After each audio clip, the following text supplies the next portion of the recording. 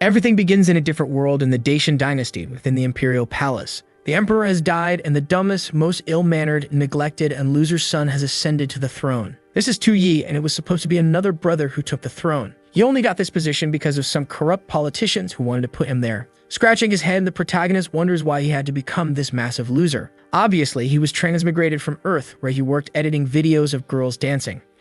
He didn't exactly love that job, until on his laptop, a message popped up asking which dynasty he would go to if he could travel. But he just said that was a stupid question. He started a keyboard war, arguing that the past was garbage. There were no discounts on anything, everything was harder, you could catch a disease and die, and besides, there were no girls dancing on screens. But now, sitting on the throne, he wonders if this is some kind of joke. So he, who hates this whole dynasty thing, ended up in a place like this. However, the bracelet on his arm begins to glow. A voice says it is the artificial intelligence system called Ben, and it can be called Bengshin. The protagonist is startled. Apparently, he's not experienced with reincarnations. The system then gives him his mission, which was quite simple. He just needed to let the Clan dynasty be completely destroyed and he would return to his world. Meanwhile, the white-haired girl wonders what this useless guy is thinking. Normally, he smiles when he looks at her, but today something was different. Tu Yi then turns to the side, wondering who she is and what that is. In his mind, various attributes appear and the system says she is one of his concubines, basically meant to keep an eye on what he was doing. He could see the stats of anyone related to his objective. The system informs him that her name is Zhao Shu, and basically, she serves to spy on him. She's wondering if she's seeing something strange or if he's looking at her differently. Scratching his chin, he knows that this beautiful woman is just there to spy on him,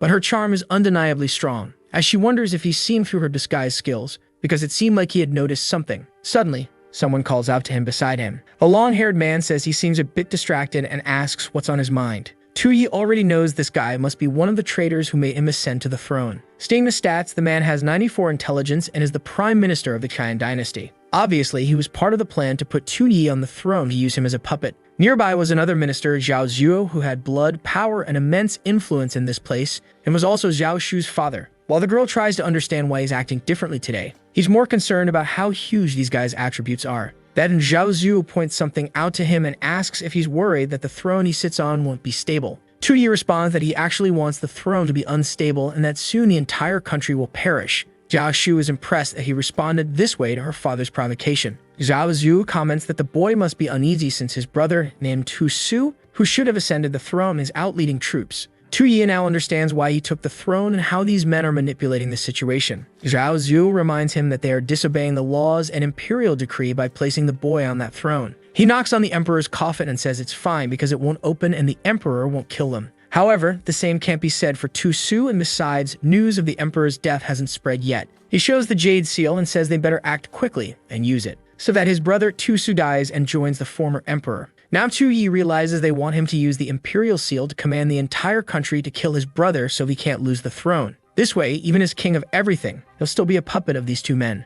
It's sad to know that the emperor's two most trusted people plotted all of this before his body even cooled. But Tu Yi doesn't want to get involved in all this drama. Not to mention he has a beautiful spy he needs to be very careful with. He wonders what he's going to do in this whole situation. He then glances at the jade seal in Zhao Zuo's hand. He snatches it while thinking that this guy won't control him like that. The man yells, asking Tu Yi what he's talking about. The protagonist knows that if he himself dies, the Qian dynasty will become unstable, and that way, he'll complete his mission. He puts his hand on Zhao Zuo's face and says that now that he has the seal, he decides who lives or dies. Zhao Shu is confused. She never imagined he was bold enough to confront her father like this. He asks Gears to go against him, while she's frightened by his audacity. Maybe the foolish way he acted until now was all just a disguise, and now that he has the imperial seal in his hands, he holds all the power. Zhao Zuo warns him that he's being arrogant, and even before the ascension, he had the power to put him on the throne and also to take him off. Tu Yi says to just kill him. He knows this guy has 77 martial points, so it will be easy for him to be killed. The man tries to approach, saying he'll strangle him to death, while his daughter tries to tell him to calm down. At that moment, Tan Yuan steps in and tells everyone to calm down since their goal there is the same. Tu Yi notices that this guy is much calmer. To irritate him, he'd need to stir things up even more. Shan Yuan is startled and the jade seal falls to the ground. Immediately, Zhao Zuo yells, asking what he did. Acting clueless, Tu Yi apologizes, saying it slipped. He knows that this seal represents the fate and authority of the entire Qian dynasty. It's how the emperor issues commands in this world. Breaking something like this is the ultimate offense, and he knows these men won't have the patience to tolerate it. Seeing Shan Yuan fuming, he already senses that death is approaching. But Shan Yuan is using every bit of strength in his body to do nothing. Zhao Zhu then reaches out his hand, but when he's about to say something, Tian Yuan stops him, saying that His Majesty is just playing. Now that he sits on the throne, the entire world belongs to him, so a piece of jade is insignificant. What's broken is broken, and it's no big deal. Besides, it's getting late, so they would discuss this tomorrow. With that, the two start to leave, but Tu Yi calls out to them. He says that the emperor and common people are equal before the law, so he should be executed. But the two simply ignore him, and the scene shifts to a room where Zhao Zhu says they need to find a way to get rid of Tu Yi. Tian Yuan asks if he doesn't realize the consequences of eliminating the boy. Zhao Zhu says he's becoming a coward and still has the nerve to call that kid Your Majesty. But his friend steps closer and tells him to stop being foolish because Tu Su is with the troops outside. If they killed Tu Yi, they would obviously be investigated and surely executed. Unfortunately, when the boy broke the seal, they lost their greatest bargaining chip, and now the only thing they can rely on is his ascension to the throne. Confused, Zhao Zhu asks if he's suggesting that Tu Yi broke the seal on purpose to prevent them from killing his brother. Tian Yuan says he's certain of it. Before, they were competing for the throne, but now that he's already ascended, it's better for him to have a good relationship with Tu Su. Moreover, if they pressure the boy too much, he could make a deal with Tu Su to bring his military power here and wipe them both out. This way, their plan would obviously fail, and they'd both be executed, something they can't risk. At this point, Tu Yi will try to maintain a triangular relationship to control all sides. Zhao Zhu laughs and says Tian Yuan is overthinking it. That child doesn't have the brains to plan that far ahead. However, Tian Yuan brings up how Tu Yi said that the emperor and common people are equal before the law. That was a phrase spoken by the former minister Wei Xinglu 100 years ago. He rose to the top of the world alongside the emperor, but when he lost the emperor's trust, the poor man was dismembered. Quoting a phrase that perfectly fits their current situation is a clear sign of Tu Yi's intentions. Zhao Zhu replies that he won't bow to this child who only relies on his brother Tu Su's military strength. Even if the order wasn't issued with the Jade Seal, he will send someone to kill Tu Su. Tian Yuan just watches. He knows they supported Tu Yi because he seemed like the easiest one to control among all the emperor's sons. Suddenly, he starts laughing to himself, saying that the late emperor really left behind incredible descendants. The scene then shifts to our boy calmly sleeping in his bed. But in reality, he's already completely bored with this world. The food is bad, and the games are worse. The music they play is awful, and he doesn't recognize any of the characters, and there's nothing to watch. Without a phone, computer, or anything, he's going to die. However, he notices something beside him, and when he turns, it's dear Shu. I'll just call her Shu to avoid confusing her with her father, Zhao Zuo, while she is Zhao Shu.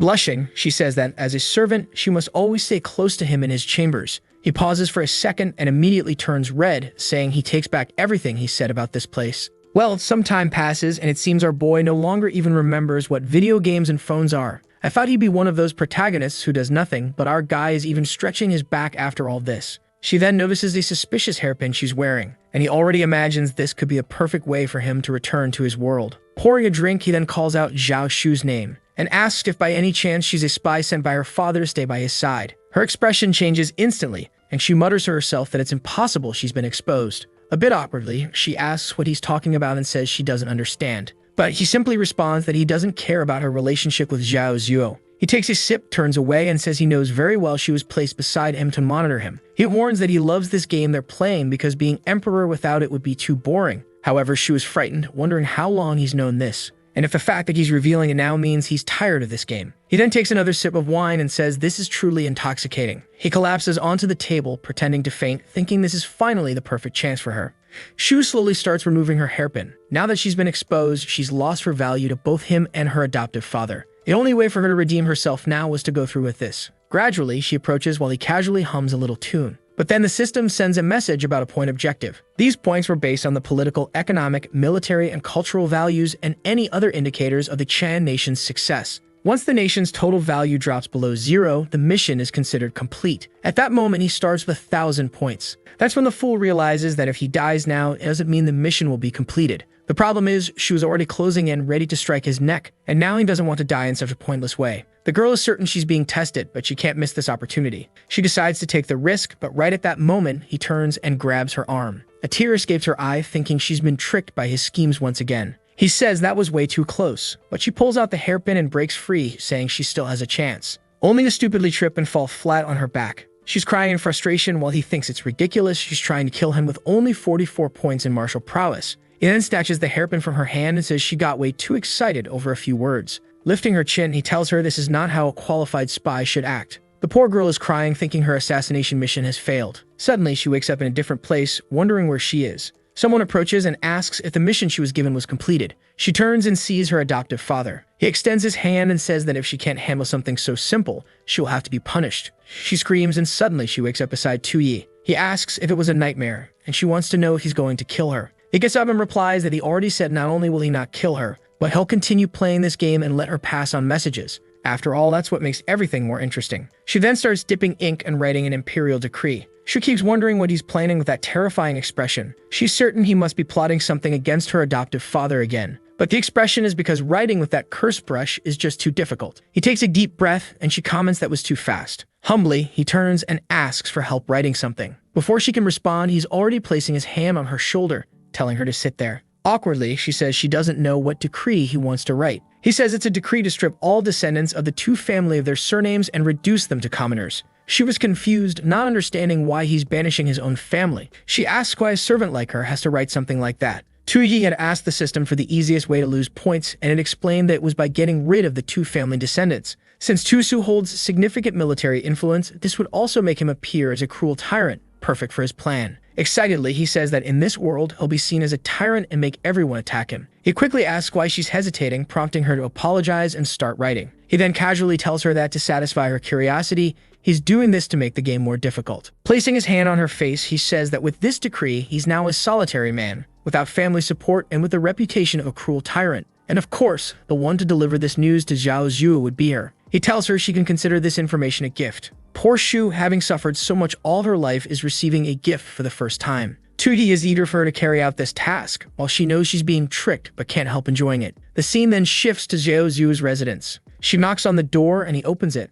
asking what it is. She enters and says she has information about Tu-Yi. She explains that Tu-Yi signed a decree stripping all members of the Tu family of their royal positions. The two ministers are shocked. Zhu Xiu turns to Qian Yuan, saying he had intended to place another Tu descendant in the boy's position, but this clearly ruins their plans. Qian Yuan then asks how she obtained this information. Embarrassed, she replies that His Majesty had her write the decree herself. Immediately, Zhao Zhu turns and slaps her, calling her a bastard. She falls to the ground like trash, and he asks if she let the secret leak. Crying, she insists she would never do such a thing. But he points at her, accusing her of using the boy to destroy her own father. Qian Yuan places a hand on his shoulder, telling him to calm down. He warns that if Shu had leaked the information, she wouldn't even know about the decree. Zhao Zhu pauses. He then apologizes, saying a father can act wrongly but asks not to be blamed. He turns to Qian Yuan and admits that their plan to install another prince has failed. Now it's time to proceed with their plan to gather all the courtiers and humiliate that bastard during his first court session. Qian Yuan starts to comment on the plan but then says it's fine. It's better to forget it. He knows Zhao Zhu isn't a very intelligent person, so it's better for him to plan things on his own. Back with our dear Tu-Yi with his finger in his nose thinking the decree was ready. The problem is, this is far from enough to drop the country's score to 0, so he's going to need new ideas. Then he remembers how an extremely large empire once fell. The leader had countless corrupt ministers and ignored all state affairs. But what truly led to the downfall was that he forcibly began taking women from the entire population, recruiting concubines from everyone. Considering that the most influential people here are the courtiers, he's going to steal everyone's women, which will surely make them furious and attack. He loves the plan. Not only would he lose a lot of points, but he would also benefit. It's the perfect scheme. He then turns to his servant and orders him to bring Zhao Zhu and Lai Qianyuan immediately. After a while, they arrive and he opens his arms, saying how much he missed his ministers. Qianyuan greets him respectfully. Zhao Zhu, however, sits down and tells him he should start getting familiar with the courtiers now that he's taken the throne. The chubby man is excited. If he can get the entire court against Tu-Yi, there's nothing the boy can do. Tu-Yi, however, thinks that holding such an important meeting seems like the right thing to do, which is exactly why he doesn't want to do it. He responds that it sounds like too much work and he just became emperor, so he doesn't really know how to do it properly. That's why he relies on his two trustworthy ministers. Qianyuan simply watches, realizing how clever the boy is. Refusing this request would ruin Zhao Zhu's plan, and mentioning trust made it impossible to decline. Zhao Zhu's schemes didn't stand a chance against him. Our boy smiles, thinking it's time for the concubine plan to help him lose points. He then says to leave court affairs for later because today he has something more important to discuss. It was shameful for him as emperor to have only one concubine, so he was going to recruit countless beautiful women and expand the harem. Even Zhao Zhu was impressed by how coldly the boy is making such a decision before his father's body is even cold. Qianyuan, on the other hand, is trying to understand what the boy is calculating with this harem plan. Tu-Yi sits there smiling, saying this is an extremely important matter that must be resolved quickly. Seeing the minister's faces, he knows the points will soon start dropping. Zhao Zhu agrees but says that searching for women across the world would take too long. Tu Yi says that's fine. They'll start today, but only within the capital. The chubby man is confused as to why Tu Yi is being so impatient. Meanwhile, Tai and Yuan suspects that mentioning the capital means the boy's real objective lies there. Suddenly, Tu Yi strokes his chin and says he has an idea that will save a lot of time and effort. They'll start by selecting women related to the court ministers. Immediately, Chan Yuan is shocked. The scene shifts outside. Zhao Zhu comments that if Tu Yi truly is an idiot, he's ignoring state affairs and focusing on expanding his harem. But that's perfect. The kid is digging his own grave, so they won't need to do anything. However, suddenly Chan Yuan snaps, shouting, "Enough. If he keeps underestimating his majesty like this, their families will surely be executed." Zhao Zhu looks startled as Tian Yuan composes himself. He apologizes for losing his composure, but insists that the boy's harem plan is clearly a malicious strategy. First, the moment he ignored the court meeting showed he knew Zhao Zhu's intentions. Zhao Zhu argues that they had just planned this right before entering, so it's impossible for Tu Yi to know. Chan Yuan says that only proves how advanced his planning is. Not only did he refuse to discuss court affairs, but creating this harem is obviously a cohesive strategy that follows another plan. Zhao Zhu, confused, asks what he means by cohesive strategies. Chan Yuan explains that the boy rejected the court meeting because he's confident he can control the court without meeting them. By taking women from the courtiers' families, he gains leverage through marriage alliances with all of them. This way, both of them lose all their influence. Zhao Zhu asks what they should do now. Chan Yuan smiles and says what they need to do is help the boy expand the two-family bloodline. He spreads his arms wide and says that, as loyal servants, they will give the boy the perfect opportunity to fulfill this desire. A few days later, inside the imperial hall, Chan Yuan informs the prince that all of his family members have lost their royal status except for his brother, who is still outside. The prince says that's not important. They can talk about that later. First, he wants to know how the selection is going. Chan Yuan reports that the ministers did everything they could to fulfill his command, but time was limited. Tu Yi claps his hands and tells him to take a look. The curtains open, revealing a legion of women before him. The boy is literally drooling, saying that this is truly paradise. All the women begin paying their respects to his majesty. Tu Yi sneaks up behind Chan Yuan and asks if any of these concubines particularly enjoy combat behind closed doors. A bit confused, Chan Yuan says he doesn't quite understand what he means. Tu Yi finds it odd. Clearly, even if the man doesn't grasp his words, the context should explain itself. Meanwhile, Chan Yuan wonders if the prince is starting to suspect something. Among the concubines he brought, all are from influential families, except for two women. The one in red is Fan Taoxiu, and the one in purple is Yu Sha. About a decade ago, when the emperor ruled the Qian dynasty, the families of these two girls offended him and were completely wiped out. On impulse, Chan Yuan saved the two girls from execution. For the past decade, he has kept their identities secret and raised them by his side. They inherited the ancient talents of their families, making them perfect pawns in his hands. In a private room, Chan Yuan calls for Tao Zhu and Sha. He informs them that the Qian emperor who had their families executed is now dead. However, since they couldn't take revenge personally, he asks if they still hold resentment. They reply they are willing to die 1,000 times in the name of vengeance. For Tian Yuan, this was the perfect chance to place them beside the prince without raising suspicion. With a sparkle in his eye, Tu Yi remarks how those two stand out. Man, their body types are kind of unbalanced compared to each other, aren't they, he thinks. But Tian Yuan starts sweating, wondering if the boy has already noticed. The system revealed all their talents, that Xu Xie was adopted by Tian Yuan and intends to kill him and destroy the nation. Obviously, Fan Taoxiu has different attributes, but her goal is the same. Tu Yi thinks Chan Yuan made the perfect move by sending these two. A snake and a scorpion right next to the tyrant, destined to help bring down the country. He approaches them, smiles, and says they're exceptional, asking for their names. One of the girls introduces herself, and Tu Yi moves closer to Sha, commenting that she seems a bit nervous. Chan Yuan is drenched in sweat, fearing her introverted nature might expose her true intentions. Tu Yi lifts her chin gently, telling her not to be afraid, assuring her he's very calm and approachable. He keeps teasing until she suddenly says she can't take it anymore. Out of nowhere, she collapses, seemingly fainting. What the system didn't mention is that Sha has difficulty controlling her emotions when touched and faints out of embarrassment. Tu Yi stares in shock while Tian Yuan looks even more terrified. All Tu Yi wanted was to show interest in the girl Chan Yuan brought. He didn't expect her tolerance for physical contact to be so low, ruining his presentation. Now Tian Yuan fears her identity might be exposed and will likely try to replace her. Falling to his knees, Tian Yuan apologizes, admitting it was a terrible mistake to include this woman in the selection. He says he deserves to die and will remove her immediately. But Tu Yi raises his hand and says that won't be necessary. He lifts her into his arms, smirking, saying he quite likes women who can't handle a little touch. Chan Yuan's choices have pleased him. Fan Taoxiu silently thinks this tyrant really is a pervert. Chan Yuan wipes his face and thanks his majesty. Meanwhile, Tu Yi casually decides that tonight she would serve him in bed. Fantasia stands by, silently vowing that he will soon pay for all of this. Suddenly, Chuyi glances at her and both seem confused. He wonders why she seems so displeased. Maybe she's also eager to serve him tonight. He then declares that tonight the three of them will join him. Without wasting time, the scene transitions to the bedroom. Looking at the two, Chuyi comments that among the palace beauties, they truly are the most stunning. Not to mention, the system warned that they're getting closer to him with the goal of destroying the country, which is perfect. They also have numerous strong attributes, having been trained by Tianyuan.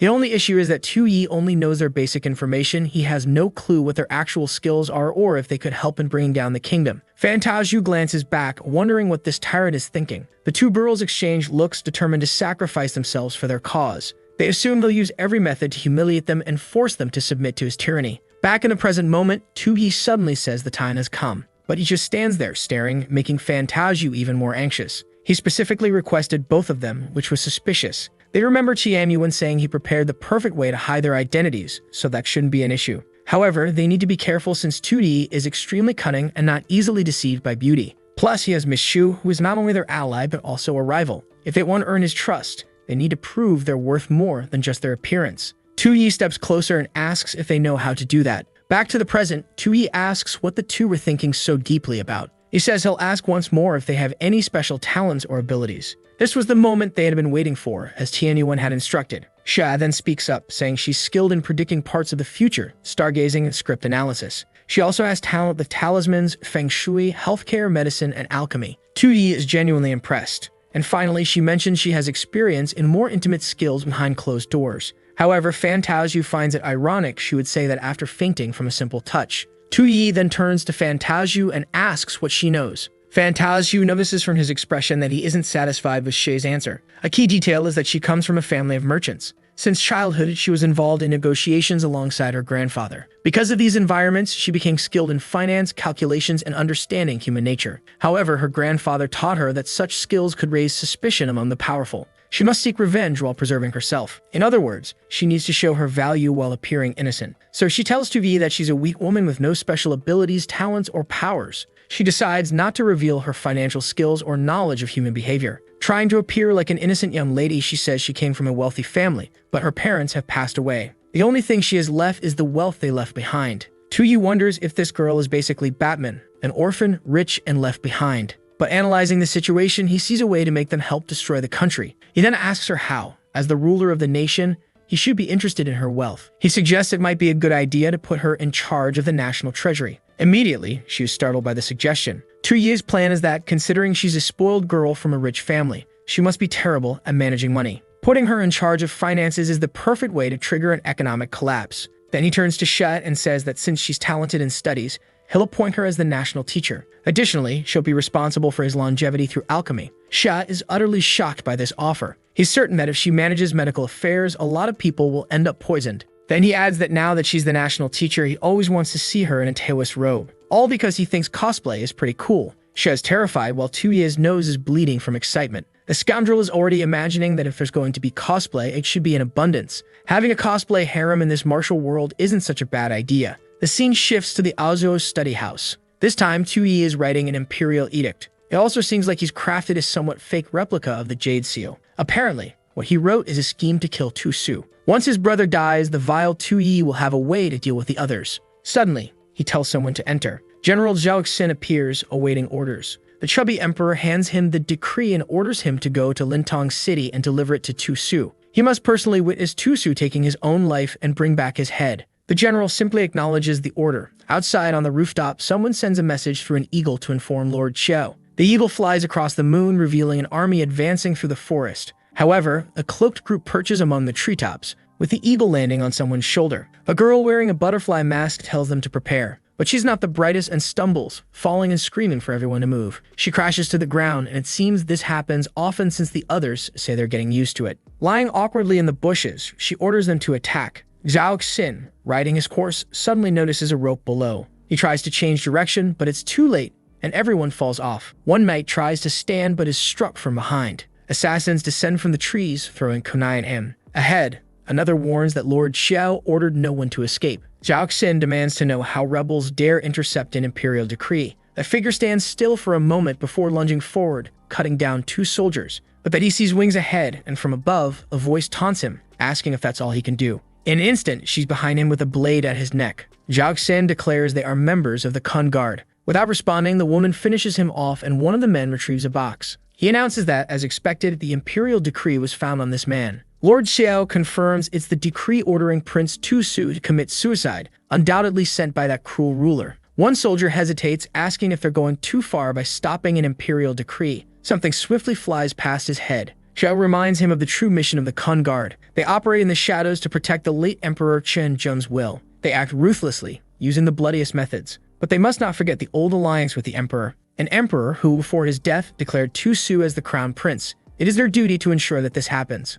However, Tu Yi not only stole the throne, but was also trying to kill Tu Su. Xiao destroys the decree and declares that this proves it. The new emperor is an enemy the Kun Guard must eliminate. She orders the area to be cleared and ensures no information leaks. Tu Su is still far to the north, and even on horseback, it would take him at least 4 days to return. During this time, Tu Yi wouldn't know whether the decree succeeded or not. And before this could be exposed, Xiao plans to kill Tu Yi. Back with Tu Yi, coughing after that death vow, he wonders which of the lovely ladies is thinking so much about him. 5 days later, we return to the two residents. He still hasn't received any news. Obviously not. The messenger was killed. Shan Yuan approaches and asks what he's waiting for. Tu Yi casually responds that he's not waiting for anything and questions why Tan Yuan took so long. Shan Yuan raises a finger and says he brings good news and bad news. Zhao Zhu interrupts, asking what could be worse than their current situation. Shan Yuan calmly explains that their plan to forge the imperial decree and kill Tu Su has failed. Zhao Zhu is shocked and grabs him, accusing him of speaking nonsense. But Shan Yuan slaps his hand away and reminds Zhao Zhu that they're on the same sides, so he should stop pretending. He reveals that Zhao Xin was intercepted outside the city 5 days ago,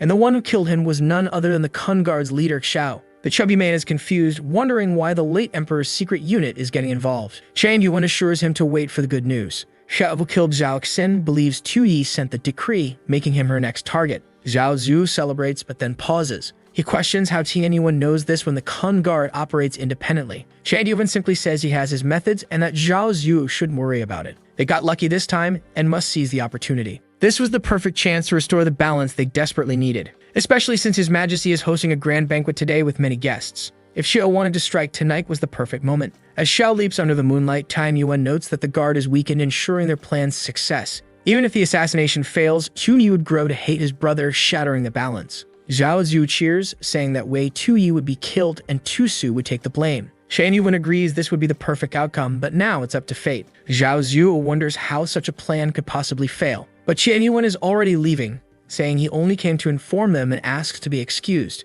As he descends the stairs, he ponders that the only factor he can't predict is how His Majesty will react. Moreover, the two girls he placed beside Tu Yi despise him, and tonight would be their perfect chance to strike. But no matter how skilled they are, could they outsmart His Majesty? All he hopes is that he's not being overly paranoid. Meanwhile, in the palace hall, Tu Yi's cosplay banquet has begun. Right in the middle, Qian King stands out. He is dressed as Nezuko and Tao Zhu as Saber, or so it seems. The girls compliment each other while others chat with them. Apparently, the participants are competing for Tu Yi's attention. Some even regret not wearing something more modest.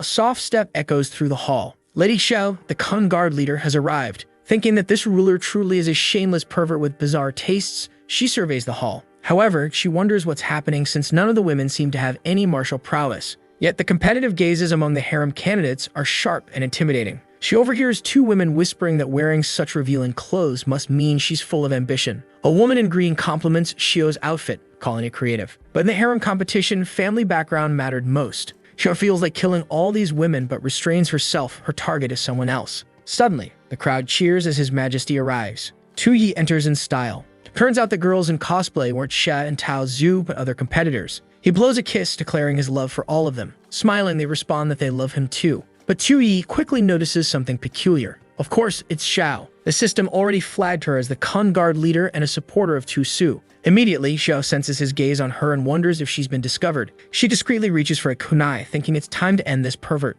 Suddenly, she shouts to His Majesty and leaps toward him, declaring it's time to face death. The other women gasp, questioning how she dares speak that way before His Majesty. They start wondering if this is the true essence of this cosplay banquet. 5 days earlier, Tu Yi had gathered all the women to inform them about the upcoming competition. Naturally, one of them asked what exactly a cosplay banquet was. He casually explained it was just an event where they would wear various outfits, play games, and have fun with him. Now it all made sense. The sisters thought Xiao was just acting like an assassin to impress him. Xiao charged forward, declaring he would die, but 2D simply blew her a heart-shaped kiss. One of the women, annoyed, grumbled that this wretched woman was pretending to be an assassin, knowing full well that danger excites men. Xiao glanced sideways and saw Yuta leaping at her, determined not to let Xiao win with a stunt like that. Xiao grabbed her by the arm and slammed her to the ground. Confused, Xiao wondered if these women were all insane. They had no cultivation yet dared to attack her. Maybe this was the true essence of this so-called roleplay. Suddenly, all the women rushed at Xiao, declaring they wouldn't let her steal their spotlight. They grabbed her, pulling her away, insisting they must protect His Majesty from a lunatic like her. Being pushed around, Xiao couldn't understand why these women were fighting so fiercely for this man. But gripping her dagger tightly, she decided if this was their choice, she wouldn't show mercy. Seeing Xiao prepare to strike, 2D panicked. These women were vital resources for his role as a tyrant. He quickly ordered her to stop and spare the girls. Xiao muttered to herself that this perverted ruler was bold to speak to her like that. She then asked if he was willing to die for them. The women smiled and confidently said they were willing to die for him. But 2D knew he couldn't die yet. The nation still had too many points. He apologized, explaining his time to die hadn't come. Xiao scoffed that his words were empty, but 2D stepped closer and promised to abdicate the throne to Tu Su. He knew she was there to assassinate him and pave the way for Tu Su to ascend. Xiao wondered if he already knew her identity and whether this was all a trap. She demanded to know his true intentions. Raising his arms, 2B admitted he was tired of pretending. His only goal was to be a lazy and incompetent ruler. The throne meant nothing compared to a harem full of beautiful women, and he was willing to give it up to someone more capable. The system immediately notified him that this speech had triggered a story route where the nation would be destroyed. The conditions for this event required a massive army outside the capital and him abdicating the throne to a general. If his plan succeeded, he would lose 1,000 points, dropping him to 0. While Xiao suspected he was lying, she also knew that no one in this world could resist such power, especially a pervert like him. She coldly told him to forget it. Whether he was serious or not, she would kill him and hand the throne to Tu Su. Tu Ye, confused by her relentless desire to kill him,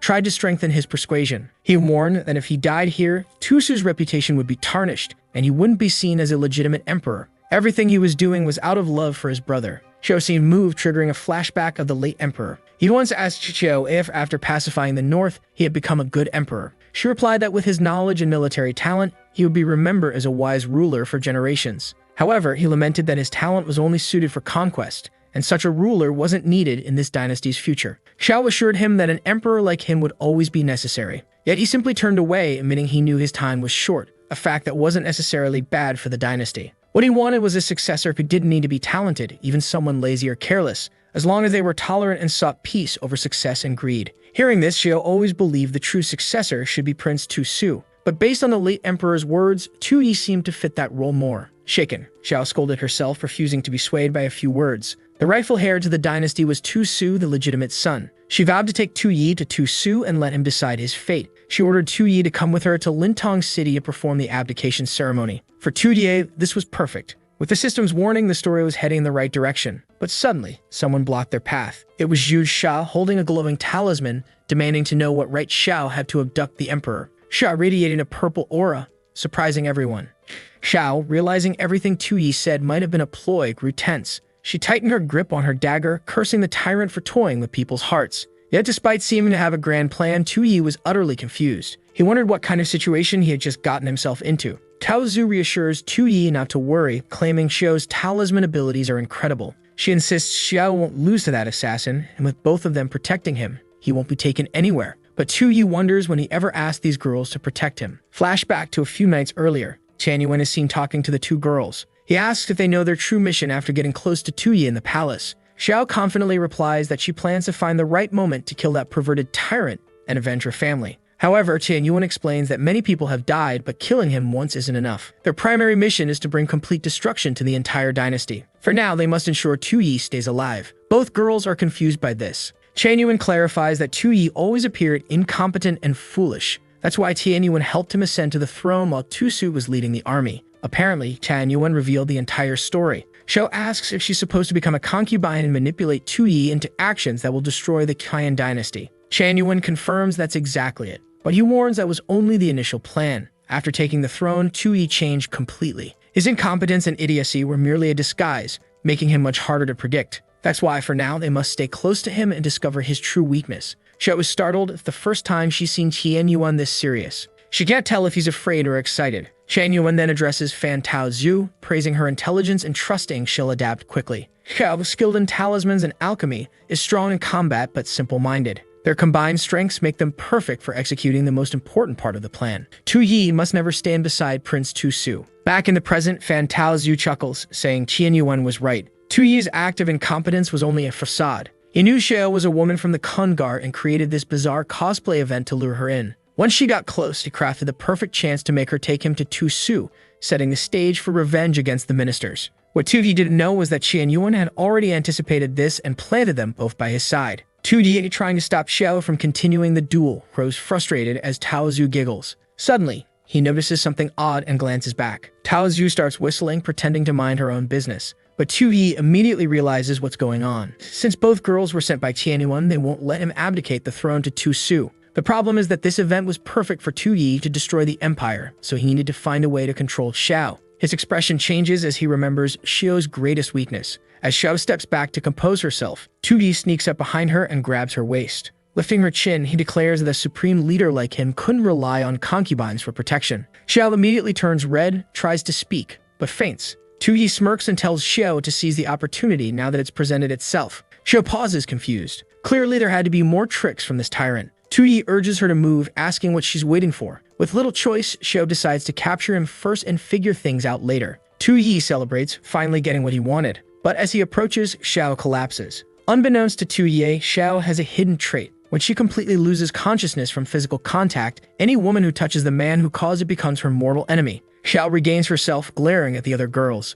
She slowly approaches, radiating a dark aura. Though hesitant, she crosses her hands and performs a jutsu. Activating a third-level fire spell, a flame appears in her hand, forming a massive fireball. Xiao is startled and Taozu watches in shock. Tu Yi panics, realizing that if Xiao dies, his entire plan will fall apart. He rushes forward, pushing Xiao aside, yelling for her to get out of the way. At that moment, Xiao unleashes her attack, causing a massive explosion in the palace. And somehow, they kiss. Wait, what? Is this a 2003 anime? Xiao turns as red as a tomato, ready to yell at him, but slams her head on the floor and faints. Smoke rises, leaving both of them sprawled out. Taozu stands stunned until Tu Yi suddenly appears. The system alerts him that the current event has failed. However, a new event, Circle of the Pillar, has been activated. This event triggers when an assassin attempts to kill him inside the main hall and a third person proficient in medicine tries to protect him. Tu Yi knows that if he defeats the assassin in the event, he will gain 1,000 national power points. At that moment, Tu Yi is devastated. What kind of nonsense is this?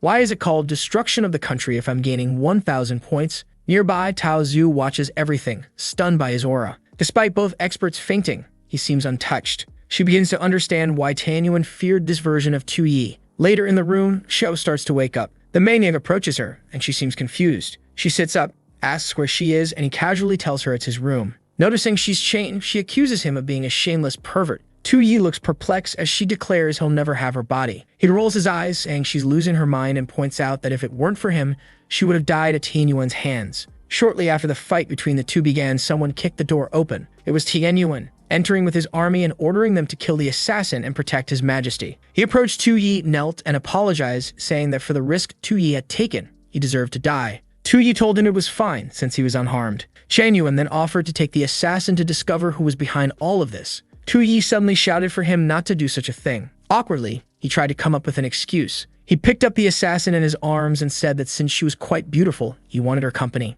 Shan Yuan, confused, warned him that the assassin was very dangerous and not good to keep around. Tu Yi replied that this only made things more exciting. Besides, did Shan Yuan think he couldn't handle a woman without weapons and immobilized? Shan Yuan lowered his head and assured him he'd never think such a thing. Tu Yi then ordered Zhu to watch over the sister. Calling for Shu, he dismissed everyone else. Now, deep in thought, he knew that the initial mission had failed. However, keeping the assassin alive could be advantageous since she might return to Tu Su and help destroy the nation. Xiao told him he was standing too close and declared that she could be killed or tortured, just not endure such proximity. She pushed his head away, reminding him that she had already killed the messenger meant to execute Tu Su, so he should just kill her. She added that Tu Su would soon arrive to deal with him. Tu Yi, unaware of this, asked when he had sent someone to kill his brother. She told him to stop pretending because she knew about the message he had sent. Shu, however, recognized it as her adoptive father's doing. Tu Yi, noticing Xiao's expression, deduced that if she knew something, it was likely her adoptive father. For him, this was perfect. It's a chance to fuel even more hatred against Tu Su.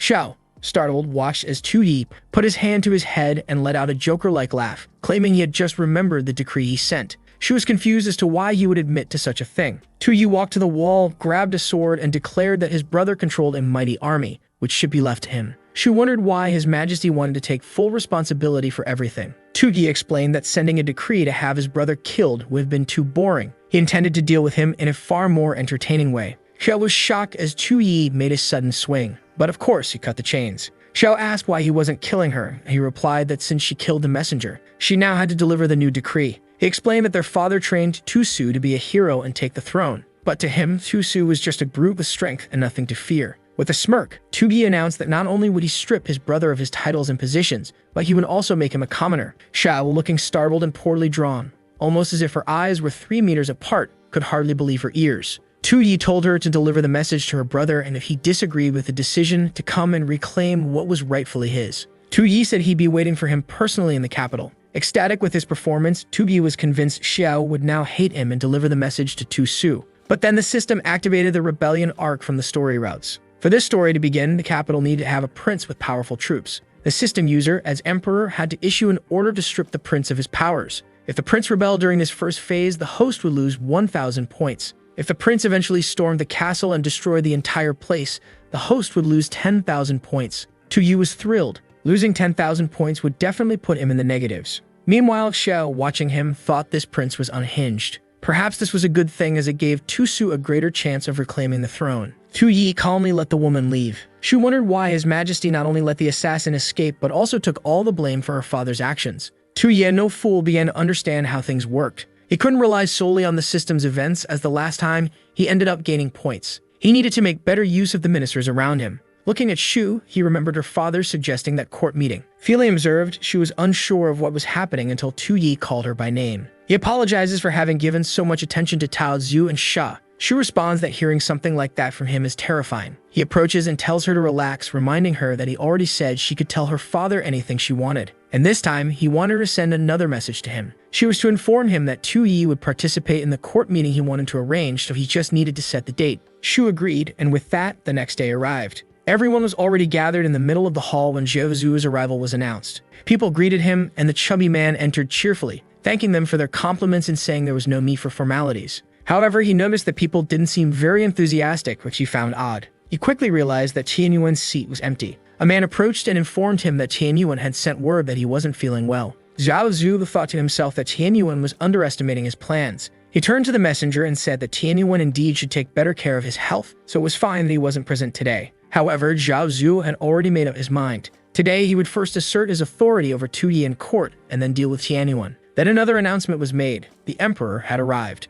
Zhao Zu turned and everyone bowed. Tu Yi entered with Shu by his side. People whispered, wondering since when an emperor attended court accompanied by his concubines. It was against protocol. Tu Yi turned and said that if they couldn't handle just one concubine, they were in serious trouble. That's when they started to panic, placing their hands on their heads upon seeing what was coming next. Of course, he had brought all the palace women with him. While some fainted, others wept for the late emperor. The women curiously asked if this was the great court assembly, tugging at the beards of the old ministers. Laughing, Tu Yi said the girls were interested in experiencing this, so he was sure no one would oppose it. Zhao Zuo, however, wondered if the boy had lost his mind doing something like this. Another minister was horrified, saying even the maiden his family had sent was standing there, which was disgraceful. He asked His Majesty if he had brought them to court just to humiliate them. Zhao Zhu pointed out that bringing a harem into a place like this was against protocol. Tu Yi calmly told them not to worry, saying he had no ulterior motives. He was just a foolish leader wanting to enjoy his harem wherever he went. Zhao Zhu didn't know how to respond. Tu Yi knew that as long as he was direct and shameless, there was nothing they could do. He then turned to one of the ministers and asked if they weren't going to prepare seats for everyone. With that, small wooden stools were placed on the floor. The women sat down, saying they wanted to be closer to the throne, and Tu Yi promised to arrange things better next time.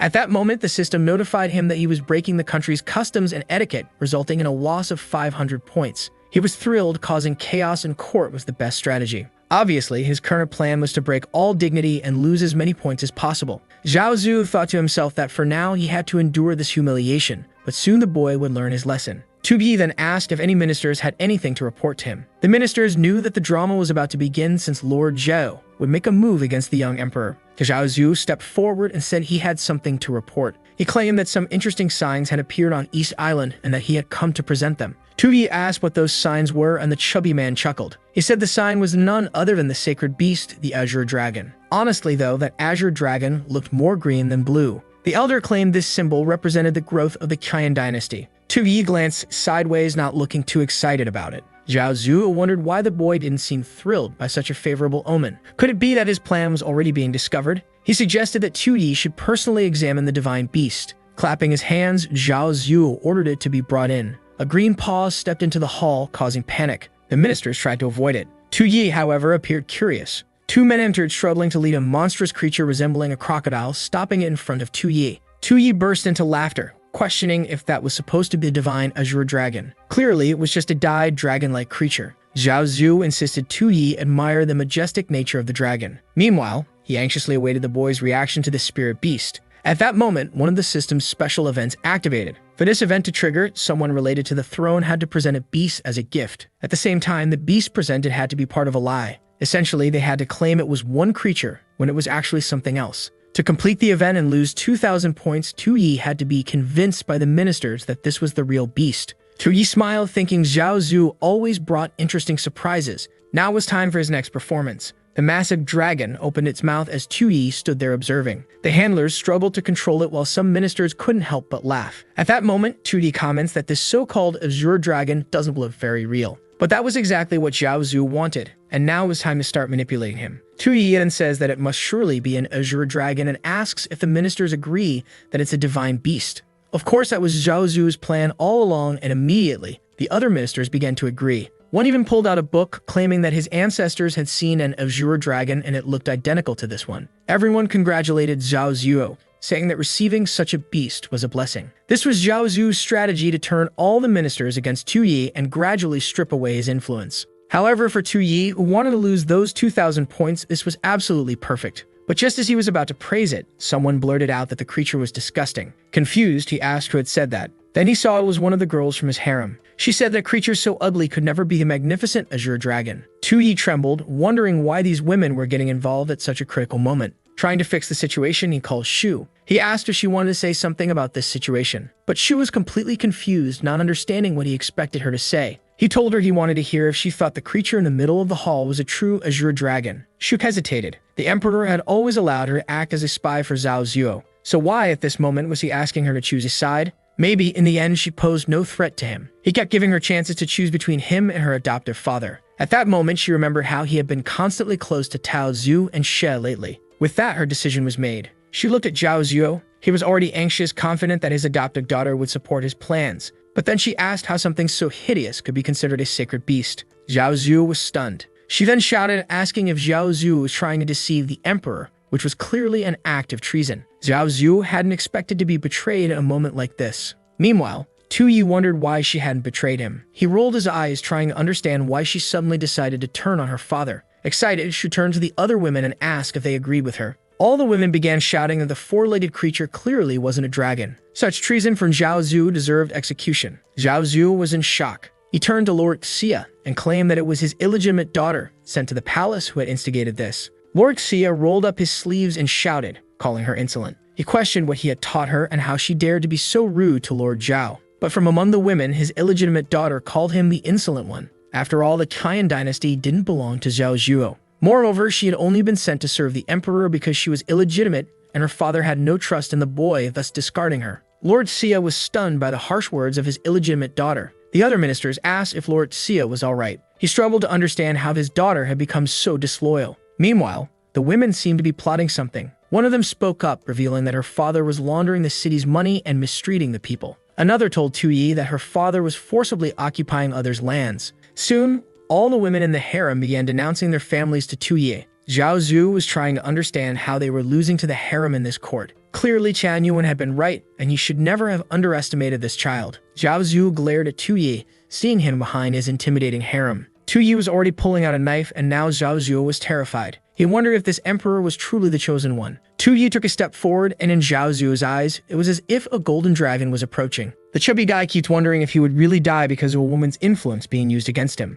Tu-yi actually seems to have struck with his sword, while Zhao Zhu just stands there. The entire hall is shocked, and the women all cover their mouths with their hands. Wow, the guy had killed the Komodo dragon, or isn't that the so-called celestial dragon? Then he approaches Lord Zhao. He says it's not worth damaging their relationship over a silly creature like that. He didn't need to worry because no matter how strong it was, he would cut it down just like that. He tells everyone it would be better to pretend today's court meeting never happened. Then he asks Lord Zhao what he thinks about that. The chubby guy is holding back from saying something but only says that His Majesty is right. However, sometime later he's devastated since the system calculated that he successfully completed the event. Since Zhao Zu's plans failed, he increased his authority within the court. With that, he gained another 2,000 points, totaling 2,900. The poor guy looks at his hand, saying it's all his fault for bringing that Dan harem. In the background, Shu wonders why he didn't seem happy and how he managed to intimidate Zhao Zhuo. Then he approaches and asks if she's satisfied with her performance. He pauses for a second, turns with a sinister smile, and says it was okay.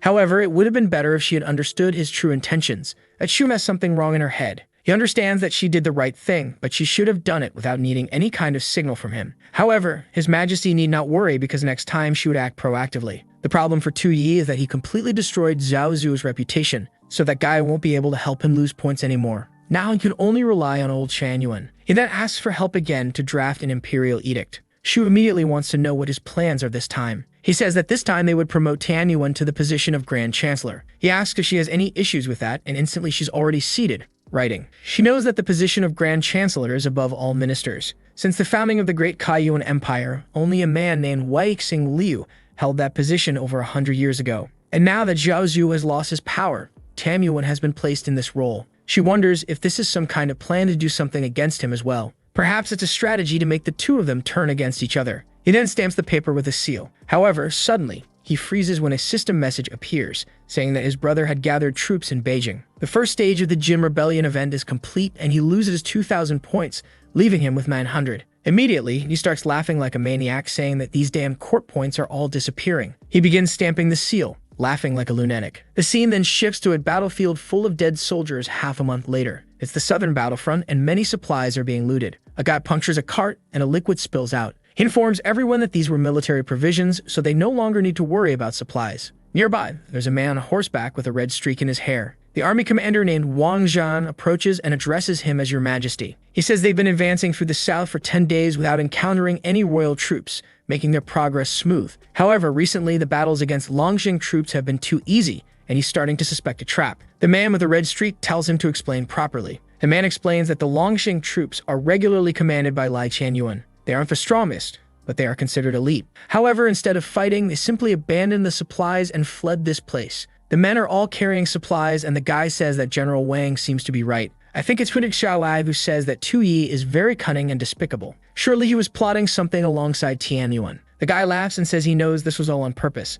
It was obvious he understood his own brother's strategies. Look who's arriving now, folks. The scene then changes to a strange house where an old man sits and asks his distant friend what the next line is. The child seems to be searching for the continuation of the phrase about a friend coming from afar. After thinking, he says that a friend coming from afar must be punished. The old man smacks him on the head and says that for a crown prince, he was very dumb, so it was impossible to entrust the dynasty to him. However, the boy tells his father that his brain works perfectly since yesterday he clashed heads with several soldiers and came out unscathed. The father, however, remains silent and only says that today he has no right to eat. Besides that, he must copy the lessons 100 times. Collapsing on the table, the boy mutters to himself that he wishes he could eat something, until someone throws a stone at his head. It's the protagonist calling out to Tu Su, asking if he got scolded by the old man again, and says he doesn't understand how his brother, the crown prince, lives a harder life than he does. Tu Su turns and says that's exactly why he invites him. Tu Su's father had great expectations for his name and wanted him to be remembered as a wise commander. Tu Yi says that's cool, but if you can't enjoy life, then being an emperor isn't worth it. His brother says he doesn't want to lead this country, but rather command troops in battles. So why was he born with that name? However, as the eldest son of the Tu Yi family and the prince of the Great Chan Kingdom, he had no choice.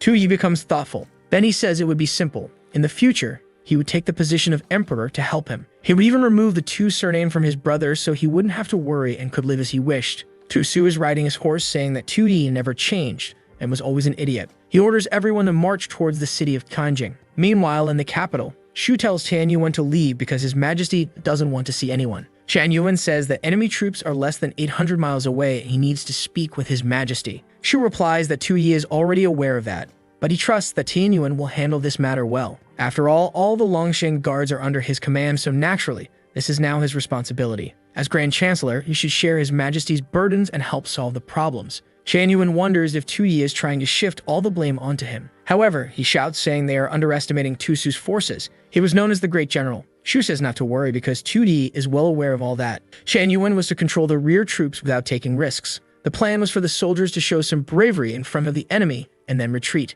Even if they lost, it would be an honor. Shan Yuan is confused, trying to understand if winning or losing truly doesn't matter. What were His Majesty's true intentions with this move? Shu simply leaves, saying His Majesty is eager for good news. He then closes the door and starts stretching, saying that pretending in front of that old man is exhausting. With crossed arms, Tu Yi asks if everything went well, and Shu says yes. According to his instructions, she ensured that Shan Yuan would lead the army and make them retreat. Tu Yi then approaches for a massage and is curious about what will happen, since if the northern troops reach Kainjing, the consequences would be unimaginable. How could he at such a crucial moment put Shan Yuan in charge of everything and still say that winning or losing didn't matter? He says that when it comes to victory or defeat, of course he cares, thinking it would be great if they lost, obviously. He's doing all this because their troops are the second best in the Great Chen Empire, so there was a risk they might actually manage to defend. That's why, if they had to fight, he ordered Shan Yuan to lead them into a much more open area. That way, they would have no advantages and would surely be defeated. With all the pieces in play, the Jin Rebellion event would be easily completed,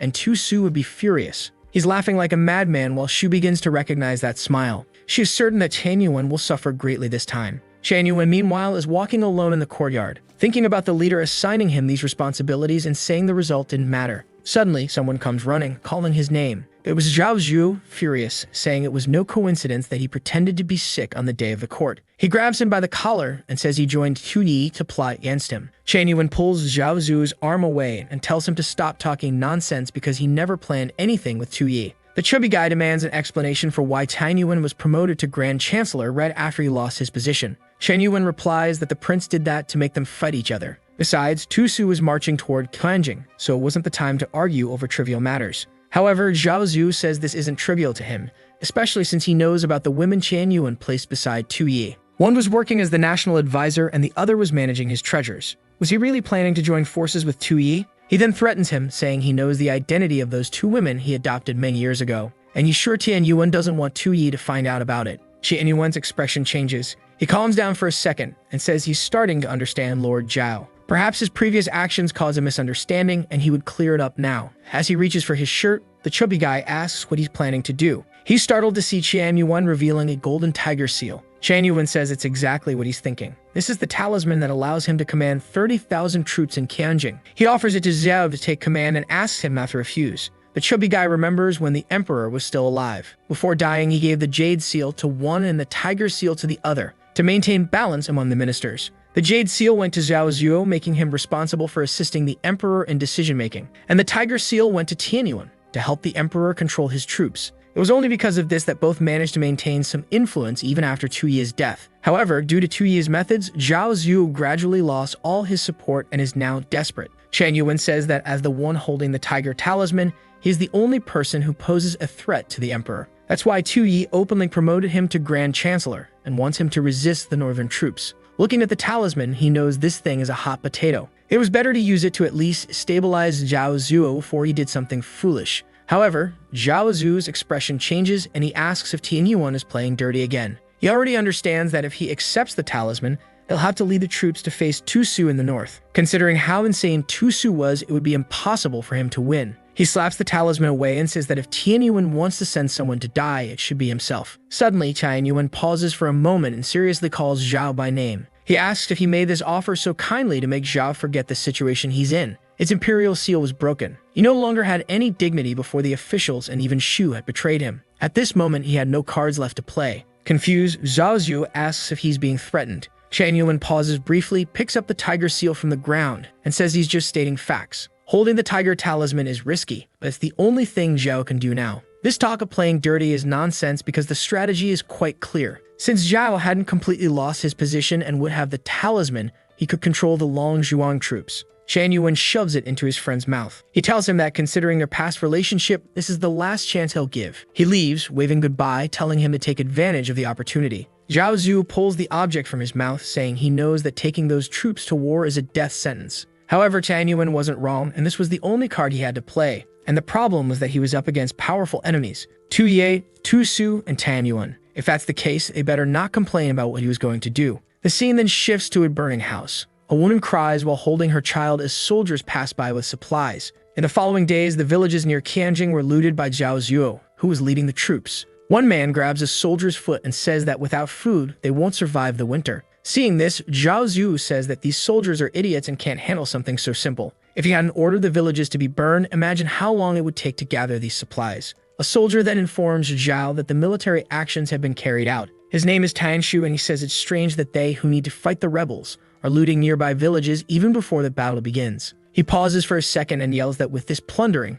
people wouldn't survive the winter, and this would damage their master's reputation. The guards remain still until Zhao pulls the curtain aside and calls for the commander. He asks if he's questioning his decisions. The man responds that he would never do that. He's just afraid this will affect the soldiers' morale. Zhao Zuo asks if, with full morale, they would have a chance against Tu Su's troops. The man doesn't dare say yes, and Zhao Zuo says that's why he made plans to increase their chances of victory. They would adopt a scorched earth policy, leaving Tu Su's army with nothing to steal. Shanshu says this strategy makes no sense because they're robbing their own people. Zhao Zuo replies that because they are His Majesty's people, they must suffer and sacrifice for them. That was the honor of these people's lives. Already in his carriage, he thanks Tianwan for the army and casually says he obviously wouldn't face Tu Su head-on. He would take as many resources as possible, and when the rebel forces arrived, he would flee and leave everyone to die there. The China dynasty was vast, and he was just curious about which place he would rest next. The people outside can only hear him laughing. One of the men asks the commander what they should do. The commander responds that as long as Zhao Zuo holds the tiger talisman,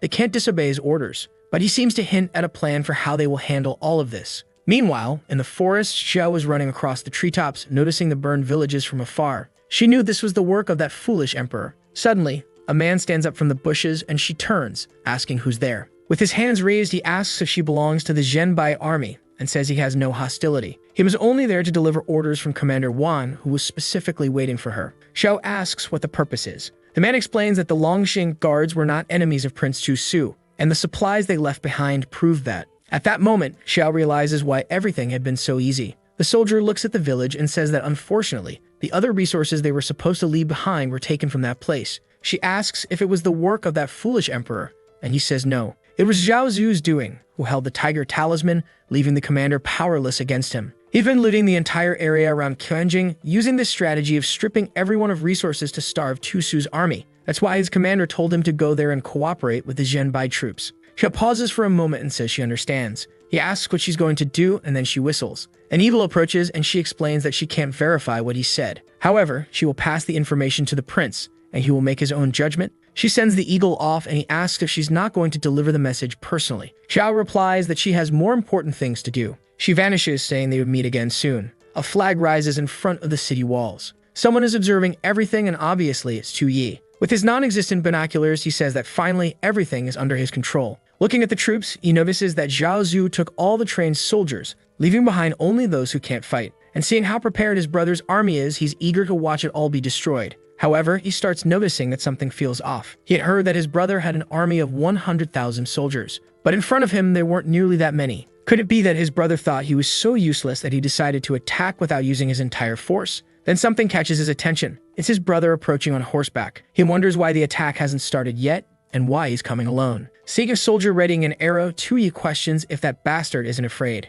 He rushes over and tells the soldier to stop preparing that arrow. From atop a wall, he shouts for him to lower that damn bow. Because if Tu Su were killed, who else would conquer the Qian dynasty? But of course, from below, Tu Su hears everything and laughs. He then calls out to Tu Yi and asks if he finally became the foolish emperor he always wanted to be. The type of person who only seeks worldly pleasures and refuses to follow rules. Our guy, acting all smug, says that everyone really is talking about him. Until his brother says he went too far playing the role of a foolish emperor, hiding all of his kindness behind this disguise. Suddenly, the flags stop waving. Tu Yi pauses for a second, unable to understand what just happened. His brother mentioned kindness, but he has no idea what he's talking about. He wonders if Tu Su is referring to himself. Wait, this wasn't making sense. Until suddenly, he stops and says now he understands. His brother was using a tactic of approaching alone, pretending to have no bad intentions. And those words were meant to disarm him. He doesn't want to kill the soldiers of this city, which is why he's hoping Tu Yi will surrender without a fight. The problem is that surrendering won't complete the challenge, which requires the city to be conquered. So this must end with a battle. He then shouts that his brother likes to call himself a god of war. Yet right before the battle, he wants to have formal conversations on the front lines. His brother calls him my emperor and shakes his head, saying no. but he comments that Tu Yi's tongue is as sharp as ever. Still, if the subject is ceremony, it's time for the main event, and he orders the flags to be raised. Tu Yi feels that something is wrong. The army's orders are then given, and Tu Su asks why they are there. The troops shout that they will punish Zhao Zhu and cleanse the court. Everyone starts chanting while Tu Su keeps his eyes on Tu Yi to see his reaction. He even winks at him, saying he never forgot his promise. Obviously, this causes Tu Yi's mission to fail, and Tu Su becomes the rightful heir to the throne. With the emperor and the troops stabilized, Tu Yi gains 5,000 points, totaling 5,900. The poor guy is practically a skeleton, unable to believe any of this. While the troops chant to eliminate Zhao Zuo, the chubby man is fleeing, apologizing to this puppet emperor. But he wouldn't help Tu Su destroy this entire place. He waves goodbye to both, saying he's taking over now and leaving them to finish the job. Tu Yi collapses behind the wall. Now that Tu Su called him emperor, his position was officially recognized. Tu Su opens his arms and says he came to the capital to congratulate him for ascending to the throne. After all, they had agreed on all of this 10 years ago. Tu Yi would stay on the throne, living as the emperor, while his brother fought on the front lines. Because for Tu Su, the life of an emperor was worse than death. The throne and the imperial title were shackles that wouldn't let him live as he pleased. But his brother managed to fulfill that old promise, and now he's finally free from all of it. Tu Yi stammers, trying to speak, then says he didn't do any of this and it wasn't his fault. So he suggests they let it go and asks if they plan to kill Zhao Zuo. His brother laughs and asks who Tu Yi thinks he is. That was more than obvious. Zhao Zhu forged an imperial decree to try to kill him and even used the tiger talisman to ravage these lands. He had already deployed 80,000 of his troops to march north against Zhao Zhu. It wouldn't take long before Zhao Zhu's head was brought as a gift for Tu Yi's coronation. Suddenly, Tu Su's expression changes and he wonders where his brother is. Had he trained all those words just to appear powerful? That's when someone appears at the gate. Tu Yi charges out on horseback, fleeing the area. He hadn't realized Zhao Zhu was causing all this chaos with the tiger talisman, and now it made sense why his brother hadn't attacked. It really was his responsibility to kill that bastard. The scene shifts to another part of the city where some soldiers are holding back. Zhao Zhu is whipping a commander, saying this is punishment for secretly meeting with Tu Su's men, betraying them all and siding with the rebels. What he did went against the Emperor of Qian and obviously destroyed his trust. A crime like this deserved the execution of his entire family. After all that, the chubby man is visibly exhausted. Then someone calls out to the commander and Zhao Zhu asks if they can no longer bear the sight of this. This wasn't a place anyone could enter freely. He turns and asks the commander if he plans to order his soldiers to invade and kill him to take over the field. The commander pauses for a moment and tells the soldier not to get involved and to leave. The man tries to say something, but Zhao Zhu yells again, saying that as the Longxing army, they must obey the tiger talisman. The talisman represents the emperor, so how could they rebel against the kingdom? Zhao Zhu steps closer and says that defying him is defying the emperor, so it would be best to leave. The commander then tells the man to leave immediately, but Zhao Zhu stops him, saying he won't let someone who invaded the tent leave so easily. He invaded the camp, disrespected authority, and was planning treason. According to the law, the punishment for such actions is death. He approaches the man and says he'll think him a fitting punishment for him, perhaps cutting him piece by piece or roasting him like a pig, or the simplest way, cutting his throat. But suddenly, someone grabs Zhao Zhu's arm. Everyone looks back, and it's Tu Yi, standing behind him, ready to kill this wretched man. Tu Yi shouts for Zhao Zhu to stop testing his luck, or he'll die right here. The chubby man turns, confused, and asks why he would die. Tu Yi grabs his head and tells him to look over there. He points out into the distance and asks if Zhao Zhu can see what's coming. It's 80,000 northern soldiers marching to kill him, with a battle cry calling to purge the court and execute Zhao Zhu. The chubby man starts wondering if he's fallen into a trap. While Tu Yi cuts the ropes, he comments on how, at such a critical moment, Zhao Zhu lost all loyalty from the Longxing camp. Zhao Zhu's ability to seek death was truly unmatched. If Tu Yi hadn't arrived in time, there would have been no saving him. As Tu Yi cuts the rope, Zhao Zhu mutters to himself that this is impossible. Suddenly, he starts laughing. He says he understands now and nearly fell for such a stupid trick. Obviously, Tu Yi wouldn't be kind enough to save him. He must have fled the destruction of Qianjing, which is why he's here. Tu Yi looks confused, but Zhao Zhu insists, saying that the whole Purge the Court story almost convinced him. But he knows that if such an order existed from Tu Su, Tu Yi would have been the first to die. He charges with his sword, scaring the two men, but someone comes from the side and strikes him. The commander calls out Yuan Hu's name, and Zhao Zhu turns, saying that this guy must also be seeking death. With a slash from below, Zhao Zhu cuts Yuan Hu, and the poor man falls lifeless to the ground. Tu Yi just watches as Zhao Zhu points his sword at him, demanding obedience. Zhao Zhu says that when they leave the camp, he'll present Tu Yi's head to the emperor as a great achievement. But Tu Yi calmly calls out Zhao Zhu's name, prompting Zhao to ask what he wants. Zhao Zuo warns Tu Yi to stop calling himself the emperor because now it's he, the great Zhao Zuo, who decides if Tu Yi continues to live. Anyone who opposed his plans in court would die, including the concubines. However, since Tu Yi would soon be dead, he didn't need to worry too much. He claims that the women he placed near Tu Yi were just tools sent to spy on him, especially Shu, whom he refers to as a second-hand woman he had sent to numerous men. When a tool like that turns against its master, it loses its value and has only one fate. She will be destroyed and erased from existence. But Tu Yi, radiating his aura, keeps repeating Zhao Zuo's name. He repeats it over and over, slowly turning toward the chubby man. Then he punches him in the face, sending him tumbling to the ground. Zhao Zuo gets up, disoriented as Tu Yi approaches. Tu Yi calls him a filthy pig and says everything Zhao Zuo does is always cruel. He declares that he's tired of it all and punches him in the chest, saying he's fed up with this transmigration. He punches Zhao Zuo in the face, stating he doesn't care about this mission anymore since it's already failed. And with a kick to the groin, he curses the system and tells it to go to hell. Zhao Zuo writhes on the ground in pain. Tu Yi then demands that Zhao Zuo repeat what he said about tools that no longer align with their master. They must be destroyed. He admits he was so afraid of leaving heirs in this world that he avoided certain activities. This would help maintain the empire, which was not what he wanted, so he had been exercising every day. He also had 3 days without sleep while designing those clothes. He even had to learn the curse language of this world. And yet, despite all that, they still had the courage to call him useless. The chubby man stumbled out of the tent, bouncing his way outside. He collapsed on the ground with his arms spread, completely confused by what Tu Yi had been saying. That's when he noticed soldiers staring at him. He turned and asked why they were just standing there, ordering them to protect him. But the soldiers just pretended they didn't see anything. Zhao Zuo began trembling when he saw Tu Yi stepping out of the tent, with soldiers clearing a path for him. At that moment, Zhao Zuo noticed something in Tu Yi's eyes. From the very beginning, he had been wrong. He slammed his head into the ground, admitting he had learned his lesson. Tu Yi asks what exactly he was wrong about. Zhao Zuo admits he shouldn't have led the troops as if they were his personal property. Tu Yi places his hand on him and Zhao Zuo confesses he also shouldn't have fled the battlefield. Our boy grabs him by the hair while Zhao Zuo keeps repeating that he learned his lesson and was wrong. Tu Yi then says that wealth, power, armies, or the throne, none of that mattered to him. The only thing he wanted was to trust people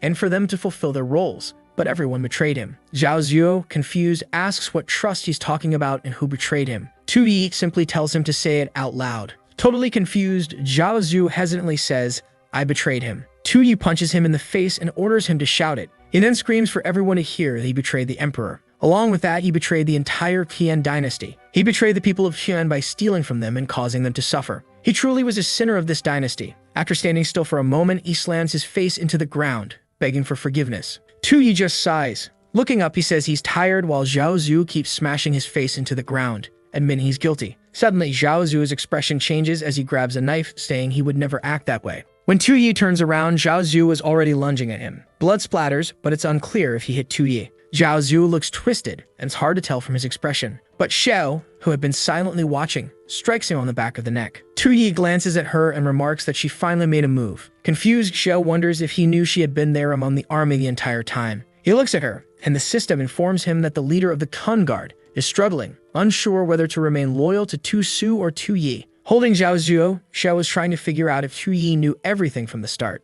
Zhao Zuo collapses and Xiao says he's not dead, only unconscious, but she knows exactly what Tu Yi plans to do with him. Our boy is deep in thought. From the start, he believed Zhao Zuo would help him bring down the empire, but he was completely wrong. He would have to take control and handle things himself. So he tells Xiao that Zhao Zuo's life is now in the hands of the Longsheng army. He no longer had any use for him. With this, he eliminates a traitor of the Zhao Zuo empire, earning another 5,000 national points. Xiao stands there, bewildered at how he managed to handle everything alone. By himself, he stopped Zhao Zuo, regained military power, and prevented a civil war in the Kaiying dynasty. Watching him walk away with his 10,900 points, she wonders who he truly is. Meanwhile, the other army is approaching. One of the soldiers raises his arm, telling everyone to prepare because Zhao Zuo's troops are just ahead. Then one of them points and tells General Wang to take a look. He turns, curious, and becomes confused. There was a troop carrying someone impaled on a spear. It was Zhao Zuo with his tongue hanging out, apparently hanged and displayed on a banner. The scene shifts to someone shouting Shu's name, calling her a coward and filthy. She's running when a hand grabs her foot, making her fall flat on her face.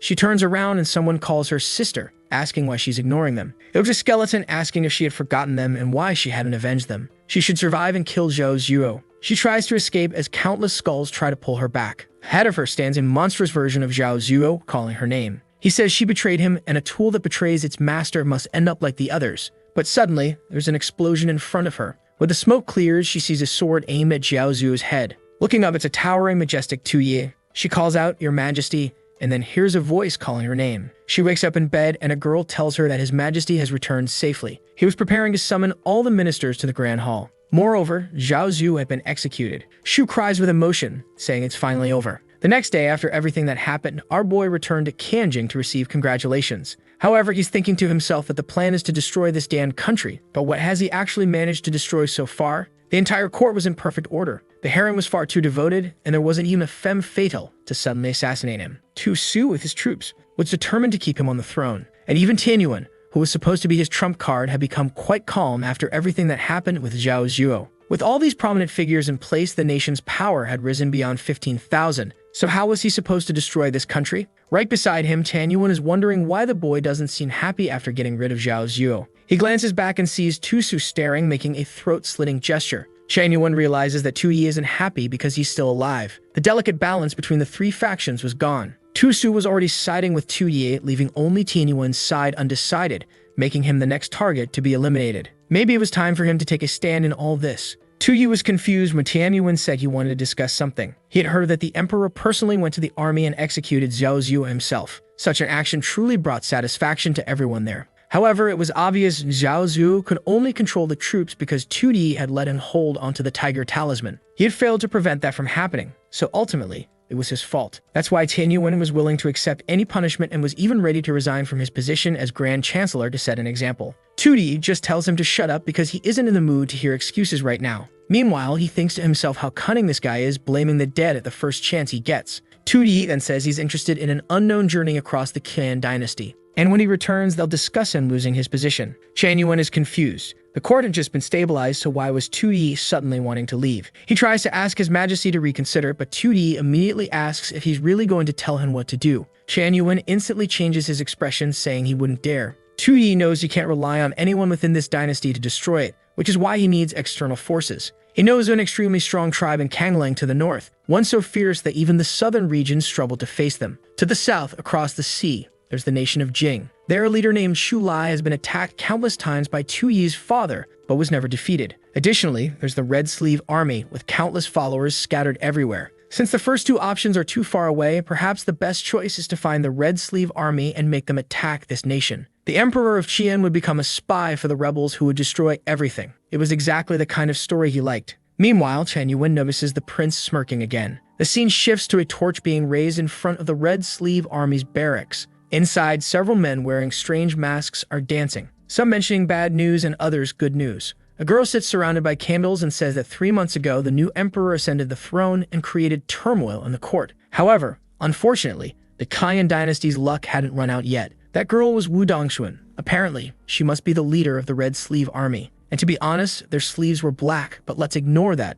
It's probably a translation error. She wants to know what the bad news is in all this. The Red Sleeve Army is also known as the Hongxiu Army. At that moment, numerous hooded figures turn around, watching someone's arrival. It was our dear Tu Yi calmly walking through the city, accompanied by Xiao. She warns that the northern region is chaotic and even Tu Su struggles to handle it. Tu Yi replies that she's already told him 8,000 times along the way to be cautious. The only thing Tu Yi finds odd is that he knows Longsing City is where the Tu family first built its power. 500 years ago, Tu family ancestors killed a dragon and presented its head in this region. Since then, the Tu family had gained more and more influence until they established the Qian dynasty. This Longsing region had always been part of everything. Yet recently, different forces began stabilizing in this place. He knows his father and brother love war, so why did they allow the Red Sleeve Army to stabilize there? Even Tu Su insisted that he take Xiao with him, refusing to let him go alone. The problem was that it wasn't just Xiao. There were a bunch of men following him, and he wondered why they couldn't disguise themselves properly. One of the men turns and asks if His Majesty is staring at them too much.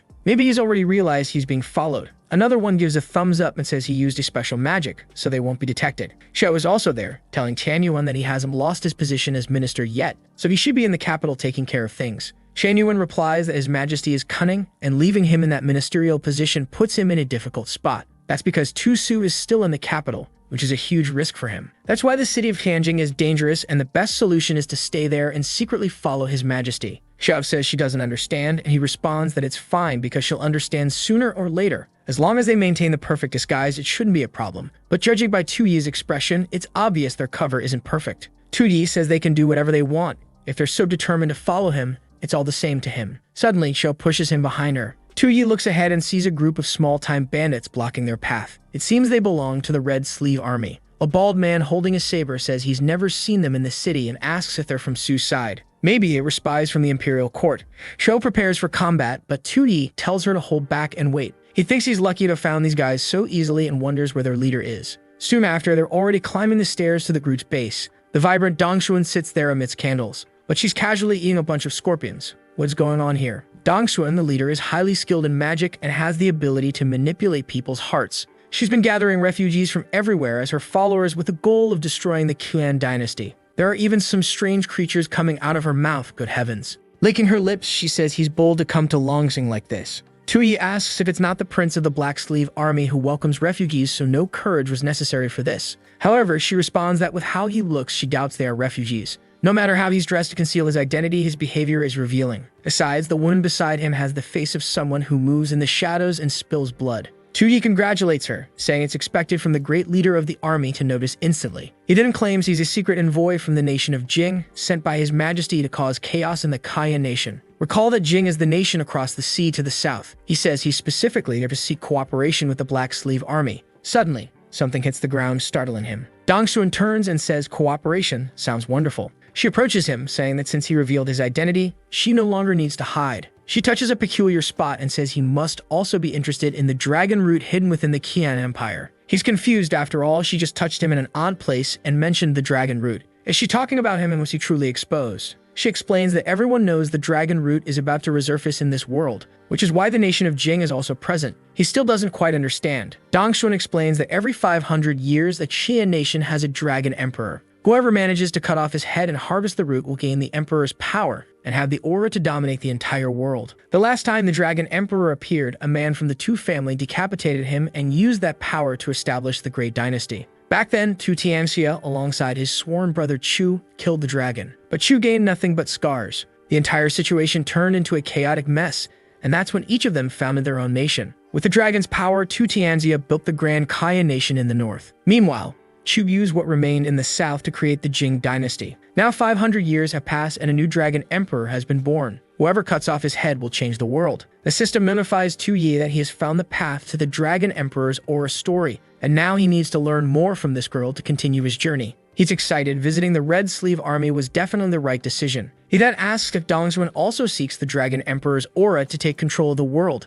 However, Dong Xuan says she has a rebellious spirit and has no interest in becoming an empress. But she knows the Jing nation has been interested in this for over 500 years. She gets close and says these lands are under her control, so with her help, victory would come much easier. However, gripping his chin, she wants to know what she gains by helping the Jing nation. Tu-Yi isn't foolish. He studied her history before coming here. Dong Xuan was once from the Feng nation, whose village was massacred during the war against Qian. Amidst all that chaos, she encountered an immortal and learned medicine and magic from him, which she used to help others who had suffered like her. Little by little, she gained a reputation among the refugees and founded the Red Sleeve Army, aiming to destroy the Qian nation. In books, Tu-Yi had read about many people like her, lonely souls driven by war. He knows that this woman is acting eccentric and mystical, but it's all just a disguise to survive in these chaotic times. Tu-Yi then says he came to discuss cooperation and brings two promises. The first was the destruction of the Qian kingdom, which was a goal they both shared. Dong Xuan responds that she knows the nation of Jing wants to unify the world. So the fall of Qian wasn't exactly a promise. It was something that was bound to happen. Tu-Yi says that's why he has his second promise. His leader wanted to be recognized as a wise figure for all ages, and for that he aimed to reform the laws to establish heaven on earth. Basically, to bring peace to the world. Dong Xuan blushes slightly and straightens up upon hearing this. Tu-Yi clears his throat and says he'll explain the basic principles of the government he wants to create. Of course, he plans to use a lot of modern concepts to impress these people from ancient times. While he's speaking with them, someone watches from afar. Shan Yuan can't understand why Tu-Yi wanted to meet with Dong Xuan at a time like this. And the worst part is, he can't hear what they're talking about. He asks Xiao to use some kind of magic so they can listen to the conversation. Xiao explains that the opponent is also highly skilled in magic, and at such a close distance, it could be dangerous. She begins folding an origami figure, saying that maybe there's a way to handle this. Then she activates a shadow capturing spell. The little creature flies to a tree right behind Tu-Yi and lands. Tu-Yi is talking to Dong Xuan about developing and improving people's lives through land reforms, agriculture, and something along those lines. promoting trade, the circulation of materials, and establishing education and technology.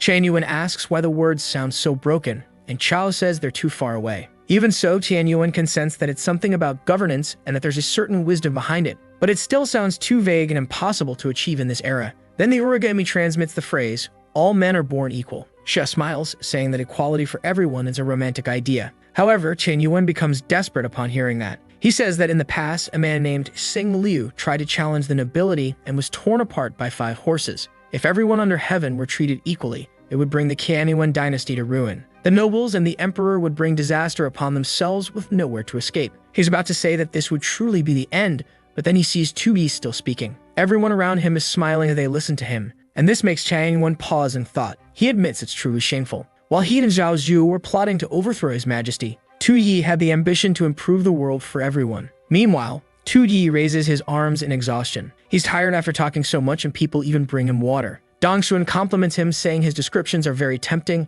and if it truly worked, it would be like heaven on earth. He smiles, saying he knew she'd understand. But then her expression changes, and she asks if he really thinks she's an idiot who would believe such lies. The Qian nation would never implement such policies or make those promises. Tu Yi is startled, and she demands to know who he really is. She already knew he wasn't from the Jing nation. That's because when Lord Chu founded the Jing nation in the south, he needed help to gain more power. The Jing nation has always been tied to the most powerful clans and nobles in that region, so promising something like this made no sense. Tu Yi realizes he might have promised policies that were too advanced and didn't know that Jing had such a history. He desperately tries to think of a way to avoid getting beaten up. Then Shou steps in front of him and tells everyone to stay back. Dong Xuan asks what would happen if she refused. They had stepped onto Red Sleeve Army territory, and if they didn't explain themselves, it would all die. It was better to reveal who they really were. Tu Yi then confesses. He says he didn't expect her to see through him, but he is indeed from the Chan nation. Dong Xuan responds that she already knew. The people of Jiang were the ones she hated the most. Tu Yi quickly asks her to wait. Even though he was from Qian, just like her, he wanted this nation to fall. Chen Yuan is shocked. Xia says that the emperor seems to be in danger and asks if they should go save him. Chen Yuan responds that for now, it's better to trust his majesty. Surely he must have some kind of plan. Though internally, he's extremely curious to see how his majesty plans to convince Dong Xuan in a situation like this. Then Tu Yi boldly declares that he is the Grand Chancellor and Prime Minister of the Jiang nation, named like Chen Yuan. The real Lei Chen Yuan is stunned, completely unable to understand what's happening. Dong Xuan, confused, asks if he's really Chen Yuan. Tu Yi confidently confirms, saying he always dreamed of taking Tu Yi's throne and establishing a nation of equality. That's why he served that damned old man Chen Jin like a dog, but finally the old man is dead. Dong Xuan responds that she heard the emperor had indeed died recently, and that 2 ministers, Tian Yuan and Zhao Zuo, were supporting a useless prince named Tu Yi. But suddenly, Tu Su appeared and supported Tu Yi's rise to power. Tu Yi agrees, saying that's exactly what happened, and he has no idea why Tu Su acted that way. Dong Xuan says she also heard that Zhao Zhu was executed, while Tian Yuan kept his position. However, it seems he lost all influence and was even imprisoned by Tu Yi. Tu Yi, staying in character, says that damned Tu Yi really tried to kill him, but he barely escaped from Qianjing. Dong Xuan thinks for a moment and says she heard Chen Yuan was extremely intelligent and talented. It makes sense, considering the government plans he presented. But she also heard Chen Yuan was much older. Tu Yi quickly claims he has techniques that keep his skin young, but that's not what matters. What matters is that as long as that fool Tu Yi sits on the throne, his ideas for governance will never come to life. Dong Xuan asks if he's trying to imitate Xing Liu from history, the minister who betrayed the emperor. But she knows that story ends with him obtaining the dragon root and becoming emperor himself. Tu Yi raises his hands and denies it. Dong Xuan still seems unconvinced and says that for now, they'll postpone this talk of cooperation. First, she has to deal with something else, the rats hiding in this place. Xia immediately realizes they've been discovered, but the moment she tries to move, Dong Xuan is already beside her, asking if they were enjoying eavesdropping on others' conversations. Xia reaches into her pocket, trying to grab an escaped talisman, but Dong Xuan notices, swiftly spinning on the ground, impressed by Xia's skill with talismans. However, she says it's a shame that Xia isn't strong enough to face her. Lightning flashes as Dong Xuan unleashes the 8-direction assault. Xia's hat is burned to the ground and she's left completely fried. Just as Tian Yuan tries to act, Dong Xuan's hand is already on his shoulder, remarking that he had a very interesting subordinate by his side. With such a strong protector, he must also be an extraordinary figure. She grins, saying she's lucky to have found 2 remarkable people today. Seeing all this, Tu Yi realizes his plan has completely fallen apart. And why is that boy drooling so much? Dong Xuan then asks directly, "Who exactly are you?" Tu Yi starts thinking. He just pretended to be Tian Yuan. Would Chen Yuan dare pretend to be Tu Yi in return? But no, that wouldn't make sense if their ages are too far apart. He knows he can't say something that's stupid. Meanwhile, Tianyuan starts to speak, trembling. A flashback shows an old man asking Tianyuan why he wanted to study. Tianyuan explains that his father was a scholar, and from a young age he read countless books. At that time, he simply surrounded himself with knowledge but never questioned why. He tells his father that he just wanted to read, never considering any greater purpose. His father responds that he must establish a heart for heaven and earth, create a life for the people, and continue the teachings of the ancient sages. That was the path the sages taught for scholars to follow. However, his father wasn't as noble as the sages. All that talk about establishing a heart for heaven and earth or creating a life for the people was just a means to an end. What his father truly wanted was to leave his name in history. This left Tianyuan deep in thought. The old man said that human life is so short that in less than 100 years, everyone is forgotten and becomes nothing but dust. Only by leaving his name recorded in history can a person be remembered by future generations, just like the scholars of the past. Through the teachings left behind, one could become immortal. Although Tianyuan didn't like his father's words, they gave him a sense of direction in life. But good times didn't last. Horses approached, and the entire village was set on fire. War had obviously reached their land. It was only then that he discovered the pride of a scholar meant nothing in the face of life and death. Everything he had been dedicating himself to was nothing more than a joke. He looked to the side and saw a man in a tree asking for help, saying he hadn't eaten for 3 days. The old man kept begging until Tianyuan approached and offered him something. The man immediately snatched it from his hand, and Tianyuan told him to eat slowly. No one would take it from him. Or so he thought, because when he looked around, countless starving people surrounded him. One of them asked if he didn't have more food, and another said that if he had some to offer, then he must have enough for everyone. Suddenly, they started running toward him, yelling for him to hand over everything because they were starving. But then someone stepped in front of him. It was his father, and Tianyuan wondered why this was happening. His father looked back and smiled, but Tianyuan stepped on a rock and tumbled down the mountain. As he got up, he heard the starving people saying that man didn't have enough food, but he could be eaten instead. From down below, he only heard his father's screams, shouting for them to stop. At that moment, he understood his father's words that day. Reading and studying weren't meant for people like them or for all beings. Study was meant for leaving your mark on the world, not to be a teacher of others, but a beast that holds the lives of millions. With that, he rose to the position of prime minister at a young age. Looking at the emperor in his coffin, he said that the old emperor had died too. In the end, he was a very useful pawn. He turned to the physicians and asked what use they were if they couldn't even save his majesty. Tianyuan said that shedding blood at the emperor's funeral was inappropriate.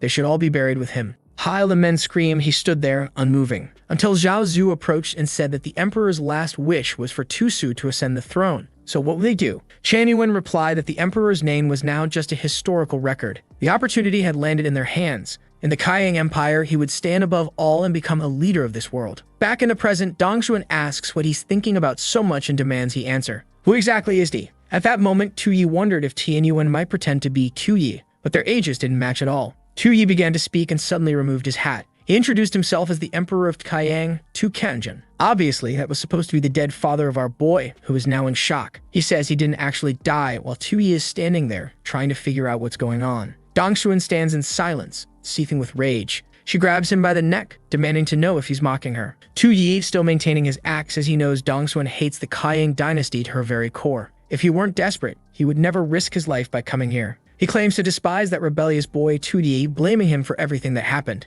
That ungrateful son was extremely ambitious and cunning, always pretending to be a fool when he wasn't. Their father always believed he was the most incompetent of all his sons. In the background, Xiao is on the verge of exploding. How dare this bastard steal the emperor's title at a moment like this? Tu Yi, posing as the former emperor, says he never imagined his son would ally with numerous ministers and plot to steal the throne. A scheme that lasted for years, even recruiting Zhao Zhu into it. Dongshuan begins to wonder why so many secrets of the court are being revealed to her today. Tu Yi continues, claiming that the only person who remained loyal to him was Tianyuan, which in this case is Tu Yi pretending to be Tianyuan. When Tu Yi decided to seize all power, he had no choice but to fake his own death and escape. He kept Tianyuan in the court to create conflict between Tu Yi and Zhao Zhuo, but everything went wrong. That's because his other ungrateful son, Tu Su, helped Tu Yi kill Zhao Zhuo and establish the court. Now Xiao is even angrier. This man wasn't just tarnishing Tu Yi's name, but also smearing Tu Su's.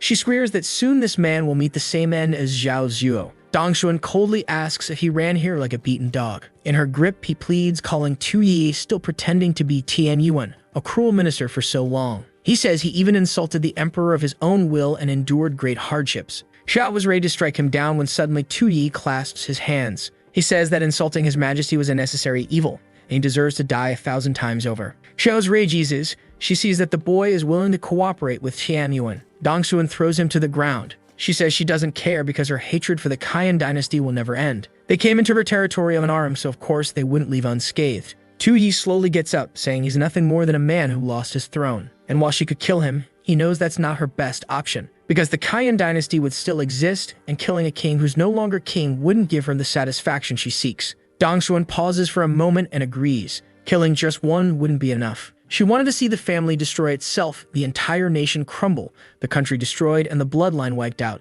Shan Yuan looks terrified, but Tu-yi is celebrating internally, thinking this part about the nation being destroyed is the best outcome. For Tu-yi, pretending to be his father was the perfect plan. This way, he wouldn't die because Dongxuan would want to use him to stir conflict. Calling himself the Destroyer, he thinks that, as expected, he can truly rely on someone as smart as himself. Dongxuan then asks if, besides wanting the Dragon Emperor's power, he also seeks the support of her troops. Tu-yi admits that he does. Since the Qian Kingdom's army is the second strongest, together they could destroy the dynasty. But Dongxuan cuts him off, telling him to stop dreaming. Even though she would love to see the two families fall apart, using her army to help the enemy is going too far. And that's something she will never do. Tu-yi laughs and says that if Dongxuan won't help him, why not help Chan Yuan instead? Immediately, Tu-yi gets a dumbfounded look on his face. He says that after everything that happened with his sons, he's tired of the throne. Dongxuan seems skeptical, but he insists that not only does he want to get rid of his two ungrateful sons, but he also means to put someone on the throne who thinks about the people. Shan Yuan, he claims, is the right person for that.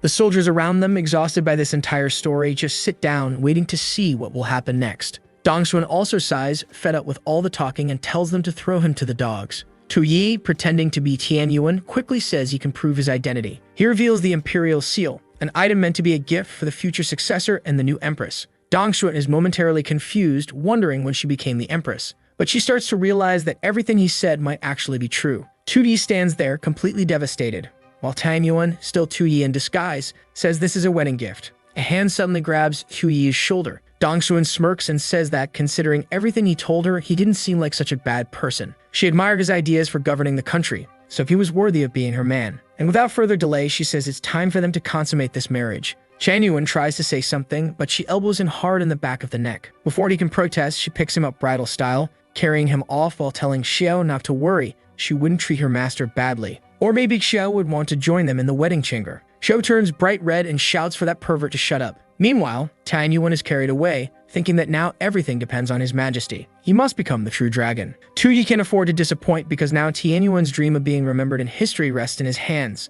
Later that night, Xiao is standing nearby when someone tells her to calm down and step away for a bit. Apparently, Xiao stayed behind to watch everything unfold, and unfold it did. The night was long and the roosters were already crowing loudly. The door creaks open and Dongxuan steps out, stretching. She makes a noise of disdain towards Xiao, who glares back in anger. Then they notice someone dragging himself out of the room. It's Tian Yuan, or rather Tu-yi, looking like a skeleton, even balding. He drags himself along, thinking he was nearly drained completely, but for the sake of destroying the nation, any sacrifice was worth it. He's just amazed at how bold Chan Yuan was to not only bring the Imperial Seal, but also sell him out like that. The future was promising. Dongxuan tells him to stop dwelling on everything that happened because it's time for them to head to the barracks and start planning. The poor guy, still dazed, wonders if they're really starting so soon. In the middle of the mountains, someone carries a torch. It's their group moving through a cave, and Dongxuan says they're almost there. Tu-yi feels a strange sensation about all of this. Suddenly, they see the exit, and Dongxuan announces that they're finally about to meet them. Everyone is stunned by the sight. Beyond the cave and between the mountains, Dongxuan reveals the beggars hiding at the base of the Red Sleeve Army. It's not just war-hardened soldiers forging weapons. There are an overwhelming number of people. Xiao quietly remarks that there are too many people here. It's impossible that they're all part of the army. Dongxuan was observing the Shanhe Society, the Yuan Tian group, members of the Alliance, and even the Shaolin sect. The beggars were there too. She explained that all these groups, both small and large rebel factions, had once been part of the Chan nation. However, the Kun Guard was also present. Tu-yi quickly realized he was now in the heart of the rebels who hated him the most. Everyone was staring at him, and he thought that each of them looked more rebellious than the last. Still, he smiled, thinking that Lai Xin had critical resources to destroy his nation. Chan Yuan was stunned. Even surrounded by enemies in their base, Tu-yi walked confidently, even smiling, truly fitting for someone of imperial blood. That's when Tian Yuan began to wonder if the boy already knew about the emergence of the dragon vein, and had allied with the rebels to wipe them all out at once. At that moment, someone seems to catch Tu-yi off guard.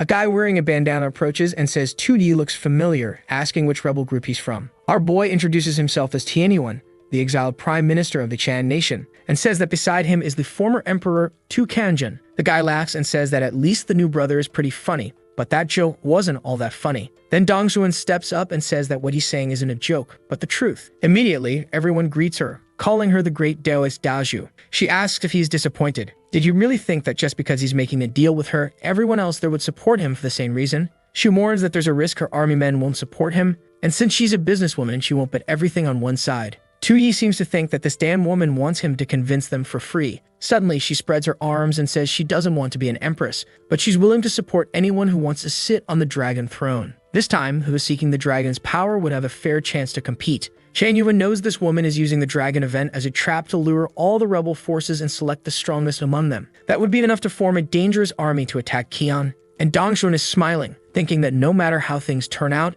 in the end she won't lose. Shan Yuan wonders if our boy can handle a woman with such a cunning strategy. Tu Yi says not to worry because the more people competing, the more fun it gets. After all, in the end, the result will be the same. He's thinking that it doesn't matter who wins. What matters is finding someone who will destroy the cursed nation of Qian. Dong Xuan grabs his chin and says it's no wonder she's starting to like him. He has a confidence she's never seen before. Even though she has countless men around, none of them could compete with our boy. An old man with a purple aura asks if the only ones competing with him are those from the Jing nation, making Tu Yi question if that nation is also joining this mess. Dong Xuan says he's naive if he thinks the Jing nation wouldn't fight for the Dragon Veen. By her calculations, it should be arriving soon. Right at the entrance of the base, someone approaches. A red-haired man, a weirdly muscular guy, and a very dancey Cleopatra-like woman playing a flute. Dong Xuan puts her hand on her waist and asks Chen Siming if he didn't go to receive the people from the Jing nation. He replies that he was with a group of Taoists and would never disobey her, so he brought them personally. Both of them look shocked.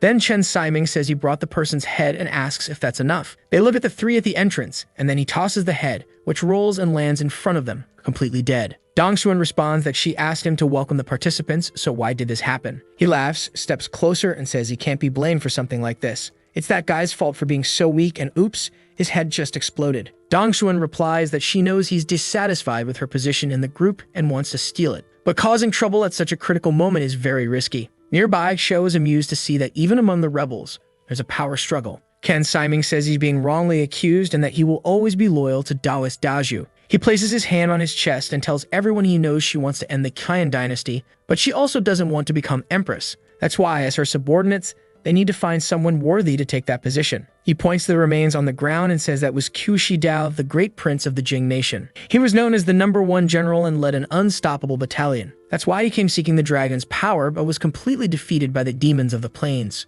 Tu Yi doesn't even seem to know who these plains people are. And Cleopatra over there, whom I know the author will eventually draw with great attention, says they were defeated by her girl named Aina. Cleopatra's name is Aina, and she is the sacred maiden of the plains people. And that thing she's riding on seems to be her so-called girl. Other rebels point at her and say that those plains demons weren't welcome there. They wanted the dragon's power but were overestimating themselves. Aina looks at them and asks if this pack of dogs is barking at her. She admits it's true that the Qian nation had much more prosperity than the plains. However, if this place were that great, none of them would be playing rebel cosplay. Oscar gets confused and tells her to explain what she's doing there. The girl then declares that she will conquer the dragon's head and unify both the North and the South. Anyone who shared the goal of uniting the entire world under one rule could join them. Everyone seems to be affected by this influence. Even Dong Xuan is thinking that unifying the world and ending the chaos might be a good idea. Shan Yuan knows that uniting the world would leave a lasting legacy in history. Everyone is talking about Tu Yi's supposed greatness without understanding what's going on. Apparently, it was brainwashing. He realizes something is wrong with this woman, and it's strange because he can't see her stats on the panel. Here it is, folks, the panel that the artist took 36 minutes to draw. Thank you, artist. Aina then says that anyone who wants to join must pass a test, and they only accept the elite. It seems she's copying someone's phrase, and Tu Yi finishes it by saying they don't accept trash. At that moment, she looks at him, wondering how he knows that phrase. And our boy thinks that this felt so familiar that he instinctively answered. A guy complains, asking if he's calling everyone trash, and he says he was just helping the girl finish her sentence. Then he turns to Aina and asks if she's saying he's trash. She says she's not talking about him, she's saying that everyone else there is trash. Man, I'm starting to think this girl transmigrated too. People get angry at her, getting ready to attack, saying she'll pay for saying something like that. They jump at her, saying this is her end. But Aina simply calls Aya her little monster and asks for help. The strange creature lets out a loud scream, and instantly someone gets grabbed by the neck. Man, what was that? A lightning strike hit, and the guy got disintegrated, it seems. She jumped, punched one guy, toward another who got slammed to the ground. People are flying and dying everywhere. Meanwhile, our boy is pushing his group back, saying that a smart man knows when danger is bigger than strength. However, Aina notices this and points to Oya, telling you to prioritize killing that man. Tu-Yi thinks this girl is so petty, he just finished her sentence and now he deserves to die. Aina believes he's the only one not affected by her abilities, so in a main story he'd be like a mini-boss. Her monster rips off another head and then charges toward Tu-Yi. However, Asha activates her escape technique, while Dongxuan delivers a powerful arcane kick to the monster's head. She warns Aina that she made a mistake coming into Hongsu's army thinking she could kill whoever she wanted. That was a huge disrespect to Daoist Daju. Suddenly, Aina calms down and says not to worry, they aren't enemies. Once again, she activates her power, saying they share a common goal, to destroy the Qian dynasty. The phrase destroy the Qian dynasty echoes in Tu-Yi's mind. He wonders why this is happening and if it's a result of this woman's ability. He looks to the side and sees Dongxuan already repeating the same words.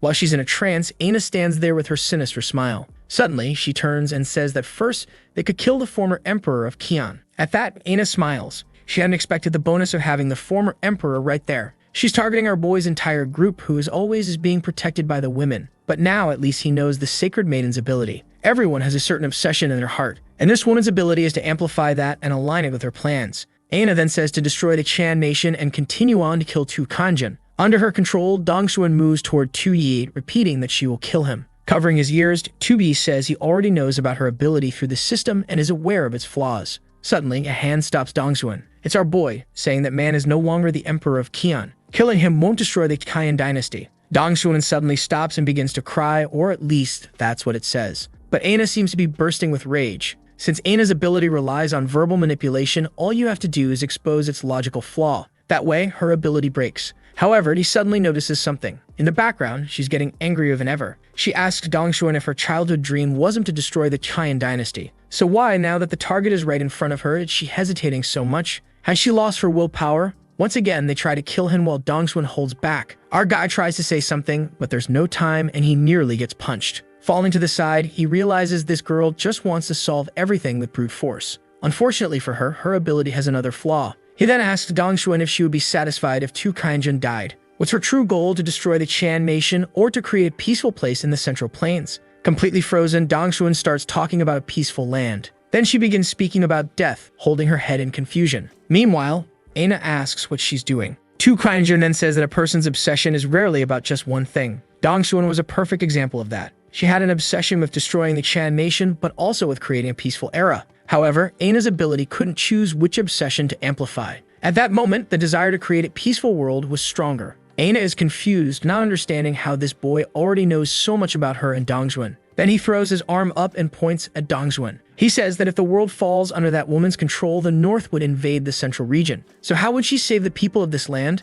Now he's confident he's created a conflict in her mind that can't be fixed. The only option is to cause a system crash. This system crash is a bit peculiar, but okay. Aina is startled and Dongxuan begins to faint until someone catches her. Our boy comes in with his burning keyboard, saying that when it comes to debates, he's the master who ruled all forums in the world. Aina laughs, pointing at him, saying it's funny that he thinks he can win against her in this case. Everyone there falls silent for a moment. The monster starts getting up as Aina says the former emperor will be spared today. It would be great to have him as a pawn, but Tu-Yi wouldn't leave there alive. Now she's confident. Even though she lost control of Dongxuan fainted, so he has no defense. What she didn't expect was that two other women would protect our boy. However, Aina doesn't seem to care and says killing them would be as easy as putting her hand in her pocket. I've never heard that saying before. The monster charges forward, heading straight for the two. Manon's hand is already reaching for our boy, and no one has done anything yet. At the last second, Xiao manages to stab its forearm. Then Asha slaps 3 talismans on the monster's face and activates the triple humiliation destruction. What?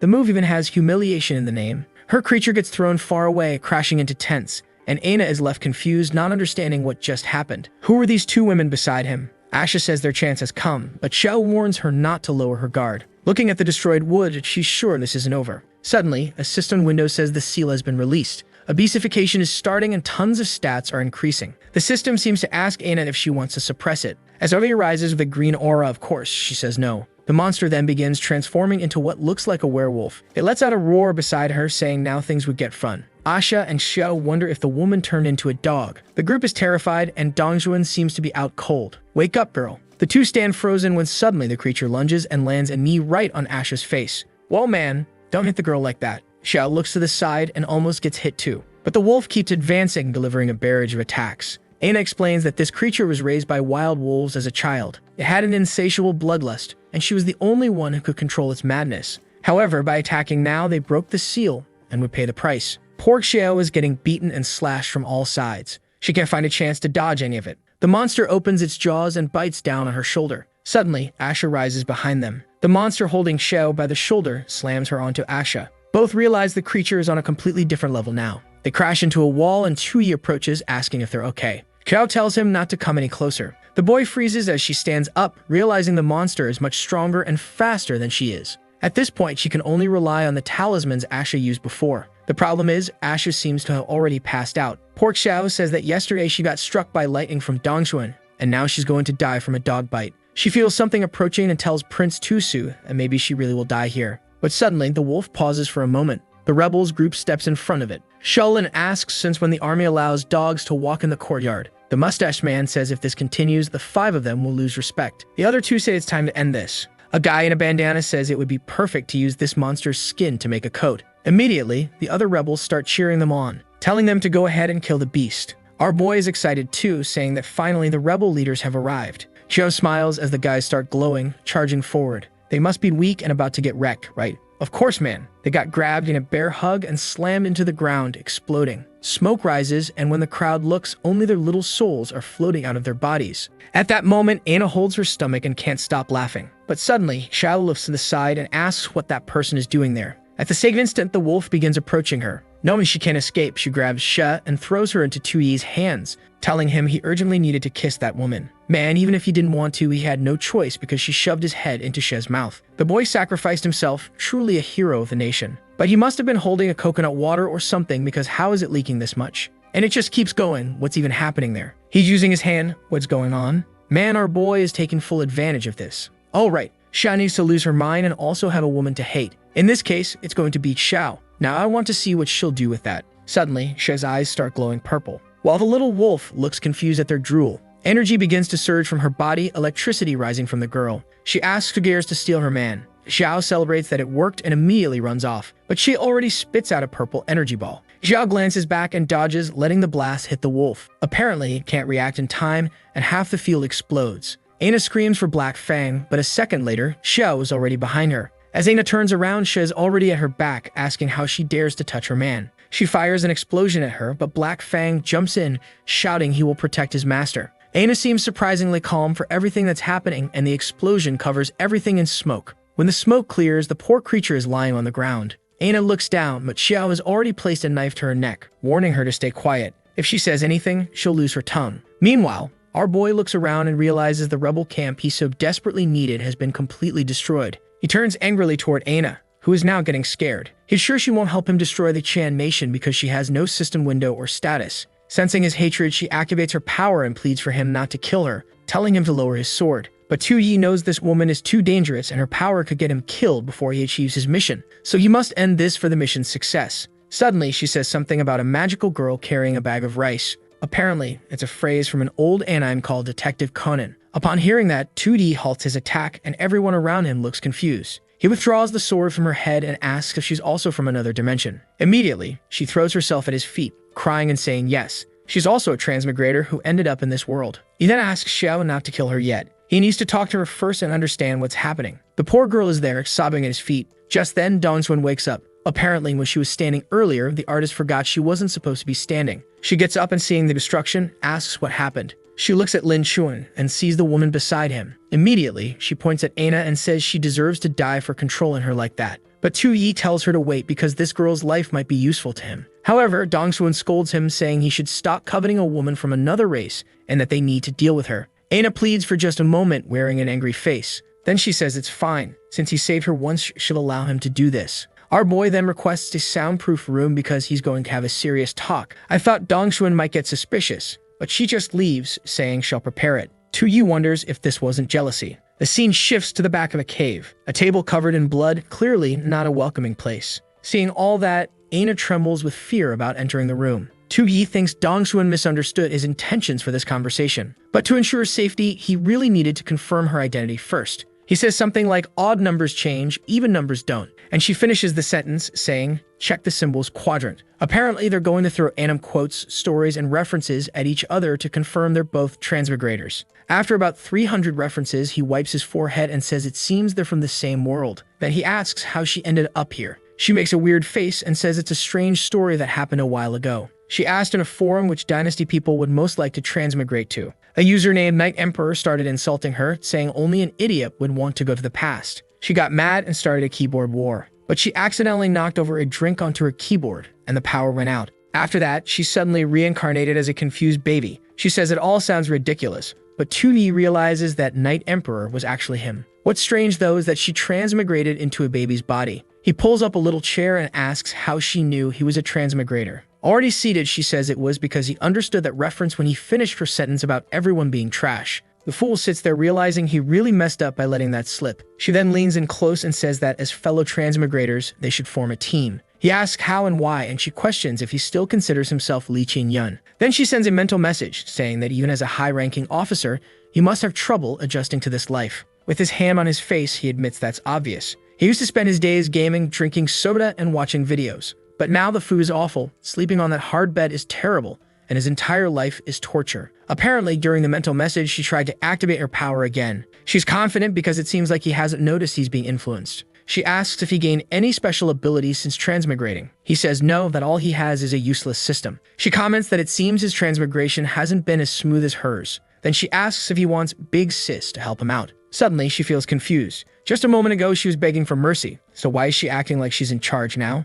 She then asks if his goal is to destroy the Qian nation. He says yes, so what? Then she turns around saying she knew he wanted to destroy Qian and become king himself. But he's thinking that this woman is completely mistaken. He wants to destroy the Qian nation and leave this world. Who would want to stay in a horrible place like this? That's when he realizes she's trying to use her power to control him. Suddenly, she starts taking off her shoe and says she might even give him a dragon vein if he listens to her. She even offers to let him kiss her foot because she's sure he's never done anything like that. The girl puts her foot in his face and he's fuming with anger. Out of nowhere, he covers her mouth and ties a bandana over it. She can't speak anymore, and he comments on this nonsense about grabbing the dragon's head and becoming king. He says he's tired of people constantly trying to shove their ideas into his head since he transmigrated. He can't believe even another transmigrator doesn't understand how he feels. Gagged, she realizes her power won't work like this and silently pleads for him not to get closer. He leans in and says he'll tell her what he truly wants. Poor thing can't say anything, and honestly, I have no idea what happened next. Later, he slams the door open and she comes out behind him. He looks around and sees that everyone was waiting for him. The girl is gagged and completely red-faced.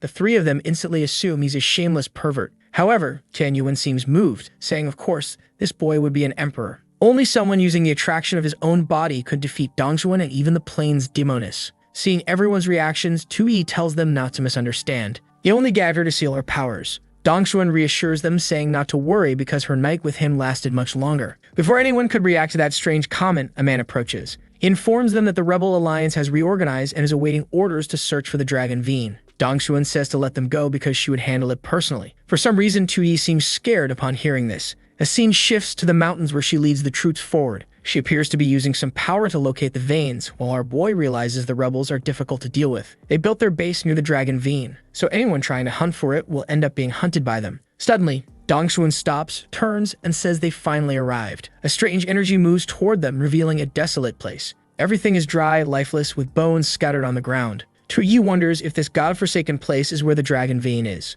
Then the rebels approach her, asking if she's in the wrong place. How could the Dragon Veen be in such a wasteland? That's when a golden explosion erupts behind her, and something rises into the sky. Amidst all that, a gigantic door radiating light appears. Everyone instantly knew this was the Dragon Veen. The rebels rush in, desperate to enter. As everyone charges forward, 2E celebrates. He wanted them to conquer the entire Dragon Veen, so they could help him gain enough strength to destroy the Qian nation. Even the gag girl is laughing. However, Cho wants to kill them all, saying the Dragon Veen is connected to the nation's fate, so the rebels must not gain control over it. But 2E says he's in no hurry, so why is she so tense? Shanyuan says the Emperor has unmatched wisdom. Those who go first always trigger the traps. 2E then raises his hand and says it's time for them to enter. With that, the group moves through the golden gates. The entrance behind them seems to close. As they walk inside, our boy is impressed, wondering who could have built something like this. They stop in front of a door, hearing people screaming that everything inside belongs to them. Shen Yuan remarks that it seems they've run into a situation. They approach the door to see what's inside. The rebels are buried in mountains of treasure. The men were crying, saying that with so much wealth, no one needed that so-called dragon treasure anymore. Xiao and Aina told them to check out other rooms. In one of them, the beggar sect was fighting with the Shanghe society over who would keep the weapons. An old man was staring at a scroll, saying that if he had read this as a child, he would have been a martial arts genius. Everyone there was fighting over treasures, stirring up discord. Dong Xuan said that to gain recognition from the Dragon Vein, one must have the right character. Being tempted by such lowly treasures was the mark of a small-minded person. Shen Yuan commented that this must be the Dragon Vein's first test, and they needed to stay cautious. Tu Yi said a simple test, like this was easy for him. Dong Xuan turned to him knowing he wouldn't struggle since he had already made far greater decisions. But suddenly, she asked what he was holding in his hand. The boy actually looked like a merchant carrying 2 bags, a pot on his head, and a sword. He casually said it was none of her business. She whined, asking if he hadn't heard what she just said. This was a Dragon Vein test. Ignoring her, he walked into another room, saying he was sure there must be better treasure there too. Shan Yuan wondered why someone who ruled a nation and had seen countless treasures would be tempted by this junk. Our boy was thinking that if this Dragon Vein test was meant to judge whether he was greedy, then he'd be the most greedy person possible. He actually wanted to lose points, not gain them. Then he saw a bunch of people dead on the floor and wondered if they had been fighting over this pile of trash. Looking around at the treasures, he thought they weren't much better than national relics. The only thing in that room that could tempt him was his cell phone. Later, he approached the group, apologizing but saying he brought a little present. Smiling, he said he didn't bring everything he wanted but would share a bit. Xiao grabbed 2 daggers. Shan Yuan received a sword that he quickly recognized bore the dragon's mark. Dong Xuan got emotional over an ancient technique scroll. Xiao was delighted with her gift. Oddly, Aina received a peculiar whip. Tu Yi told her to hold onto it because when he returned, he'd use it on her. Man, this boy has a peculiar relationship going on. Dong Xuan thought to herself that at first she sensed an imperial aura about him, but now she wondered if she had been wrong. Suddenly, they felt a strange tremor and rocks started falling from the ceiling. Those still in the treasure rooms were crushed. The entire place collapsed as they screamed for help, dust rising everywhere. When they looked again, all the rooms were buried in rubble, with pools of blood beneath. Tu Yi was devastated, realizing that the rebel group he so desperately needed was dying so easily. Looking at the group, Dong Xuan noted they had entered with 158 people, but the first challenge had already killed over 100. Suddenly, a voice echoed through the hall, saying that the first test on the Imperial Path was the test of possession.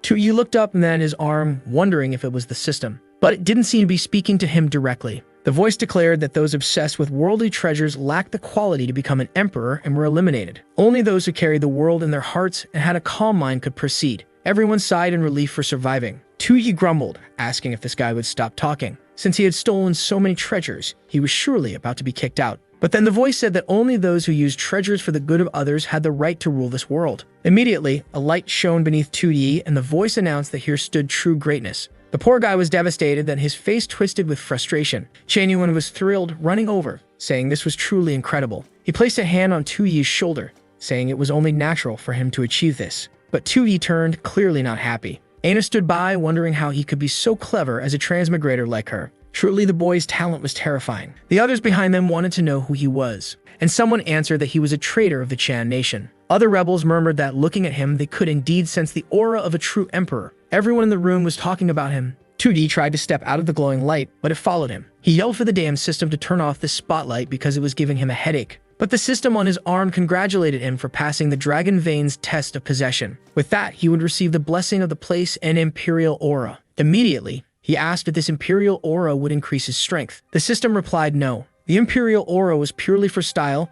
making him look like an emperor. That was all. He was utterly crushed to realize this so-called imperial aura was just for show. With that, the voice in the hall announces that since a competitor has obtained the imperial aura, the next test will now begin. On the path of the imperial arena, the next challenge will be a test of strength. Suddenly, no one can see anything, and when 2D opens his eyes, he finds himself wearing armor. A group is gathered in a tent, confused about what's happening. Someone appears at the entrance and calls for the marshal, requesting him to begin the military assembly. The goal of this test is to lead the Muyang army to conquer the city of Songgu. To the south of the map lies the wide Lin Kang River. The Muyang army, led by Marshal Tu Die, is stationed near this region. 21 miles to the north stands the massive city of Songgu, the target of their attack. Songwu has 5,000 soldiers, while the entire Muyang army has 20,000. Both sides have sufficient supplies, so this battle could last for many months. Given the numbers in Songwu's fortifications, victory would be extremely difficult. A kneeling soldier informs the marshal that more than 5,000 troops have fallen ill due to a plague. The soldiers' morale is low and an urgent decision must be made. Shan Yuan and Tu Yi remain silent for a moment. Shan Yuan turns to Tu Yi and says this test of strength seems to be about the ability to conquer the world. Since they appeared in the same tent, they likely belong to the same faction. Tu Yi approaches the table and remarks that this feels like a game mission, and a tough one at that.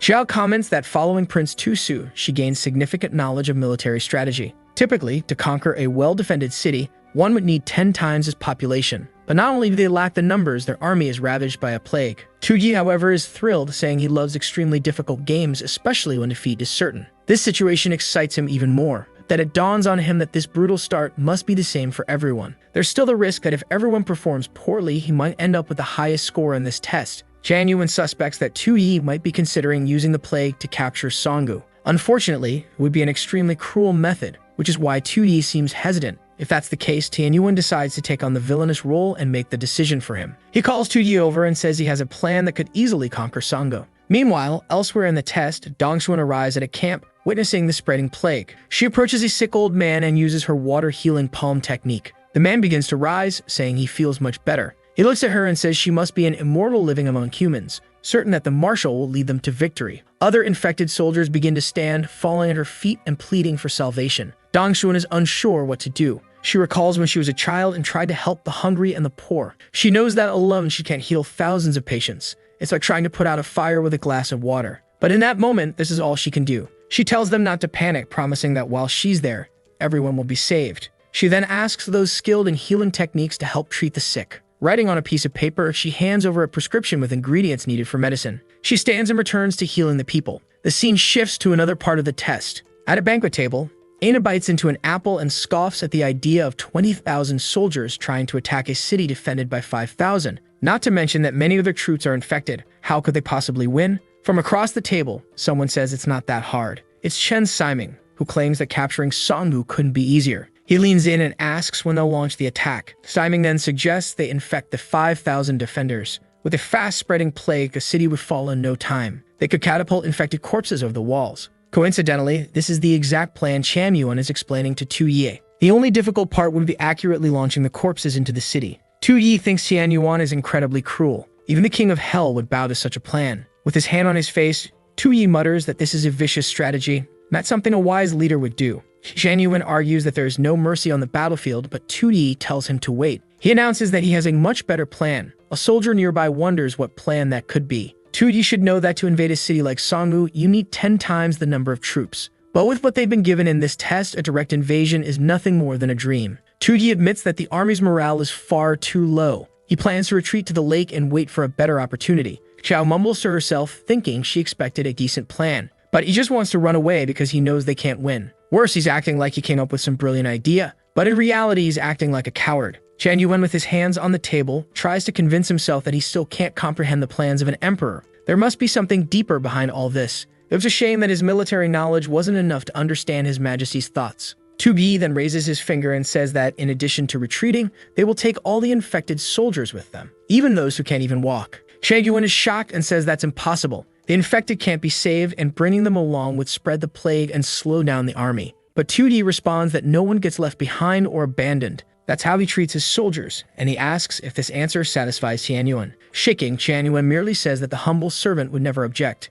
Xiao just watches in silence. The scene shifts to the city of Songgu during Test 3. An infected body is inside a sack. A catapult is prepared while soldiers stand terrified. Even unwilling to be part of this, the officer is forced to give the order to launch the bodies. From atop the wall, Songmu's army shouts for everyone to take cover. But when they look up, they see dozens of corpses flying toward them. From afar, they hear soldiers screaming to throw the bodies back out. Yet the commander of the attacking army orders them to keep firing. Bodies are continuously launched, and he's already dropped his sword. He can no longer continue. For so long, those people were his soldiers, but a hand rests on his shoulder, urging him to keep giving orders. It's Aina, who asks if he forgot what he desired most. After this war, he could return home and get married. Under her hypnosis, he agrees, saying he can do this. He steps away while she wipes her sweat, annoyed by how tiresome it is dealing with complaining soldiers. Simon praises her, saying the Sacred Maiden's power is truly impressive. He can't believe Songmu will last much longer. On the first night they launched bodies, the soldiers on the walls threw them off. But within 24 hours, they stopped, likely because the plague spread among those stationed on the wall, leaving them terrified. Aina then orders Oya to jump over the wall and open the gate from inside. Aya quickly charges and easily scales the wall. With few guards atop the wall, Aya takes out the first two with ease. Seconds later, the gate opens. The army cheers, raising their weapons, praising the Sacred Maiden's brilliance. Simon remarks that this victory is too easy, but Aina credits him as well. She raises her arms and commands the troops to advance. Eagerly, the army begins crossing the walls. Aina leaves on horseback, declaring it's time to conquer the world. However, as they enter, the city is eerily silent and empty. She wonders what's going on and why no one is in the streets. Even with the plague, it shouldn't be this quiet. There was only one reason it was this easy. Suddenly, something approaches from behind. Arrows rain down on her army. Men scream they've been ambushed and shout to retreat. Looking back, she sees Song's forces advancing. A man on horseback steps forward, saying they finally showed up. Nervously sweating, Aina asks who he is. He introduces himself as Lu Yu, a Songmu practitioner specialized in plague manipulation. The scene shifts back to Test 1. Lai Qianyuan, now wearing a mask, looks exhausted. Soldiers ask if he's alright and he assures them to keep moving the wounded. Suddenly, someone calls for Lord Lai. It's Sha, who reports something strange that must be addressed. Apparently, this plague has magical traits. They suspect the illness is being caused by someone. His expression darkens and Sha confirms it before he can speak. There's likely a plague sorcerer affecting Songmu's soldiers. Qianyuan realizes they narrowly avoided disaster. Had they invaded, they'd have walked right into a trap. In the background, Xiao listens closely. She wonders if Tu Yi had already suspected this and that's why he wanted to retreat. Back with Aina, her army is being slaughtered. Their plan never stood a chance because the plague would never spread with a sorcerer in the city. She realizes she walks straight into his trap. From his horse, Lu Yu mocks her for the foolish plan of launching bodies. Aina now understands that those corpses pose no threat, which is why the city was so quickly abandoned. Lu Yu admits she's smart and cruel, and she might have succeeded if he weren't there. Aina smirks, saying that if he dies, she still has a chance. She commands Avia to destroy him now, but Lu Yu stands firm. Aina glances back. Aya is collapsed on the ground, defeated. Before them, Lu Yu unleashes a massive green dragon aura. Aina realizes her only option is to flee. She bolts, abandoning the battlefield. Her soldiers call out for the Sacred Maiden, but it's too late.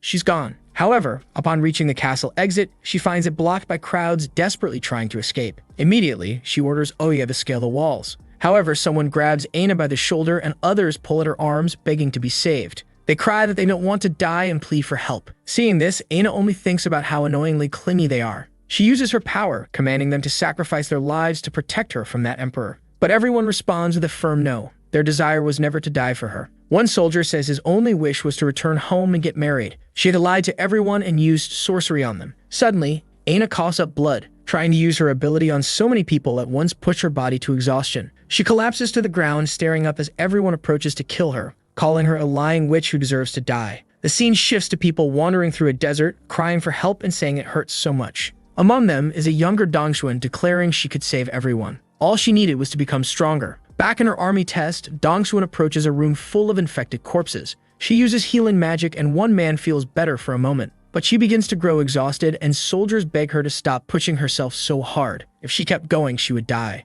But Dongshuan insists she's fine. Then suddenly, she seems to have an idea. She stands up and says they're right. She doesn't need to continue. Soon, this will all end once and for all. The city walls ring the alarm bell, warning of an enemy cavalry attack. The soldiers panic when they see a girl surrounded by lightning approaching. It's Dongshuan, who has decided to end everything herself. Lu Yu approaches and asks if she's the mage who suppressed his plague. She introduces herself, saying her name will be remembered in this world. Lu Yu praises her, saying that using precious magic to save mere ants was impressive, but even she had been infected, making it all pointless. Dongshuan replies that it doesn't matter. In the end, defeating him will be much easier than saving people. A skeleton appears behind Lu Yu, saying she has a heart that follows a true path. At least she's a worthy opponent for him to fight seriously. Dongshuan spreads her arms and unleashes her aura, declaring this is what she came for. An explosion erupts and suddenly she opens her eyes. She says she's about to win, but then wonders what this white aura surrounding her is. Aina, beside her, asks if she finally woke up, remarking that Dongshuan must have been beaten badly to wake up so desperately. Both of them had finished the test. Dongshuan asks if Aina was eliminated that quickly. They start bumping heads, with Aina teasing that she must have been defeated by Lu Yu too. Dongshuan responds that if she hadn't been weakened by the plague, she would have won. But then she realizes that even if she had saved her strength, she wouldn't have faced Lu Yu, so there was no solution. No matter what path she chose, victory was impossible. Looking back, Dongshuan sees Tu Yi still lying down. She knows his strength isn't much greater than hers, so how is he lasting so long? Worse, he's wearing a dumb smile while sleeping. For her, this test seemed impossible, but now she's curious about what he's capable of. Meanwhile, across a vast river, Tu Yi's army approaches. Standing before the destruction, he wonders if Song's forces could be any more useless. He's deliberately dragging his infected army and the wounded, making sure the enemy sees their weakness and tries to exploit it. Once they cross the river, it will be impossible to defeat them. Looking at the mountain, he mutters that he gave them a chance to win, but they completely failed. Chan Yuan starts to realize 2Yi is waiting for the enemy to cross the river, so he can strike them mid-crossing and win. Maybe bringing the wounded and the plague was all part of the plan to bait the enemy. But even an emperor can't foresee everything. Although the map showed a bridge, it didn't reveal how fragile it was. Chan Yuan tells 2Yi there's no time to waste, they must cross and prepare. But 2Yi thinks there's plenty of time to waste since the enemy isn't attacking. He remembers telling the army they would cross the river, but standing around doing nothing isn't helpful. He needs something to buy more time. He glances at the soldiers near the bell and Chan Yuan, while Tian Yuan insists they're running out of time. 2Yi approaches his soldiers, telling them that their injured brothers are still in danger, so he could never cross first. Chan Yuan wonders if bringing the wounded was a trap or if he's misunderstanding something. 2Yi raises his hand and declares that among their ranks are brothers who are still hurt. The sick and the medics will cross first, while the generals will guard the bridge. Immediately, one soldier sheds a tear. They approach 2Yi, calling him the reincarnation of Buddha. Everyone weeps, saying they are forever grateful, and that from now on, he owns each of their lives. The rest of the healthy army says they feel safe following this plan because they know that if they ever fall ill, they won't be abandoned either. Meanwhile, others cry, declaring that this is what true martial looks like.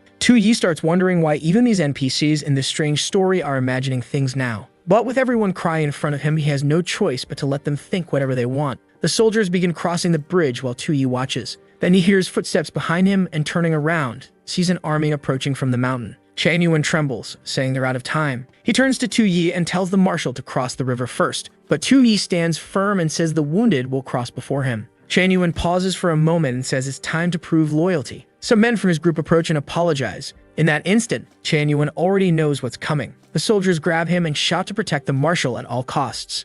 Meanwhile, elsewhere, she asks where they are. Together with Xiao in a forest, she wonders if this ambush plan will really work. Xiao turns and says she's starting to understand 2Yi. He's a professional when it comes to using trap techniques. This time wouldn't be any different. Xiao remarks that Xiao once fell for a plan just like this. Embarrassed, Xiao admits it's something similar. This time, 2Yi is using the infected soldiers to lure the enemy army out of the walls. Xiao asks why they're just waiting there. Xiao explains that 2Yi will likely choose to spring the ambush later. Their job is to wait and strike as an extra force from the outside. Once the enemy crosses through the narrow mountain pass, they will attack from behind. If the enemy rushes forward, they'll fall right into 2Yi's ambush. In the end, the enemy will be surrounded from both sides. Xiao smiles, saying that's how they'll achieve a great victory. But suddenly, an origami bird approaches Xia. Xiao asks what's wrong. Xia reports that a cavalry unit advanced down another road a mile away, which means they set up their ambush in the wrong place. At that moment, the cavalry is already advancing. Chan Yuan realizes they're doomed, with no time left to cross the river. The soldiers form a wall in front of 2Yi, saying they must secure the marshal's escape first.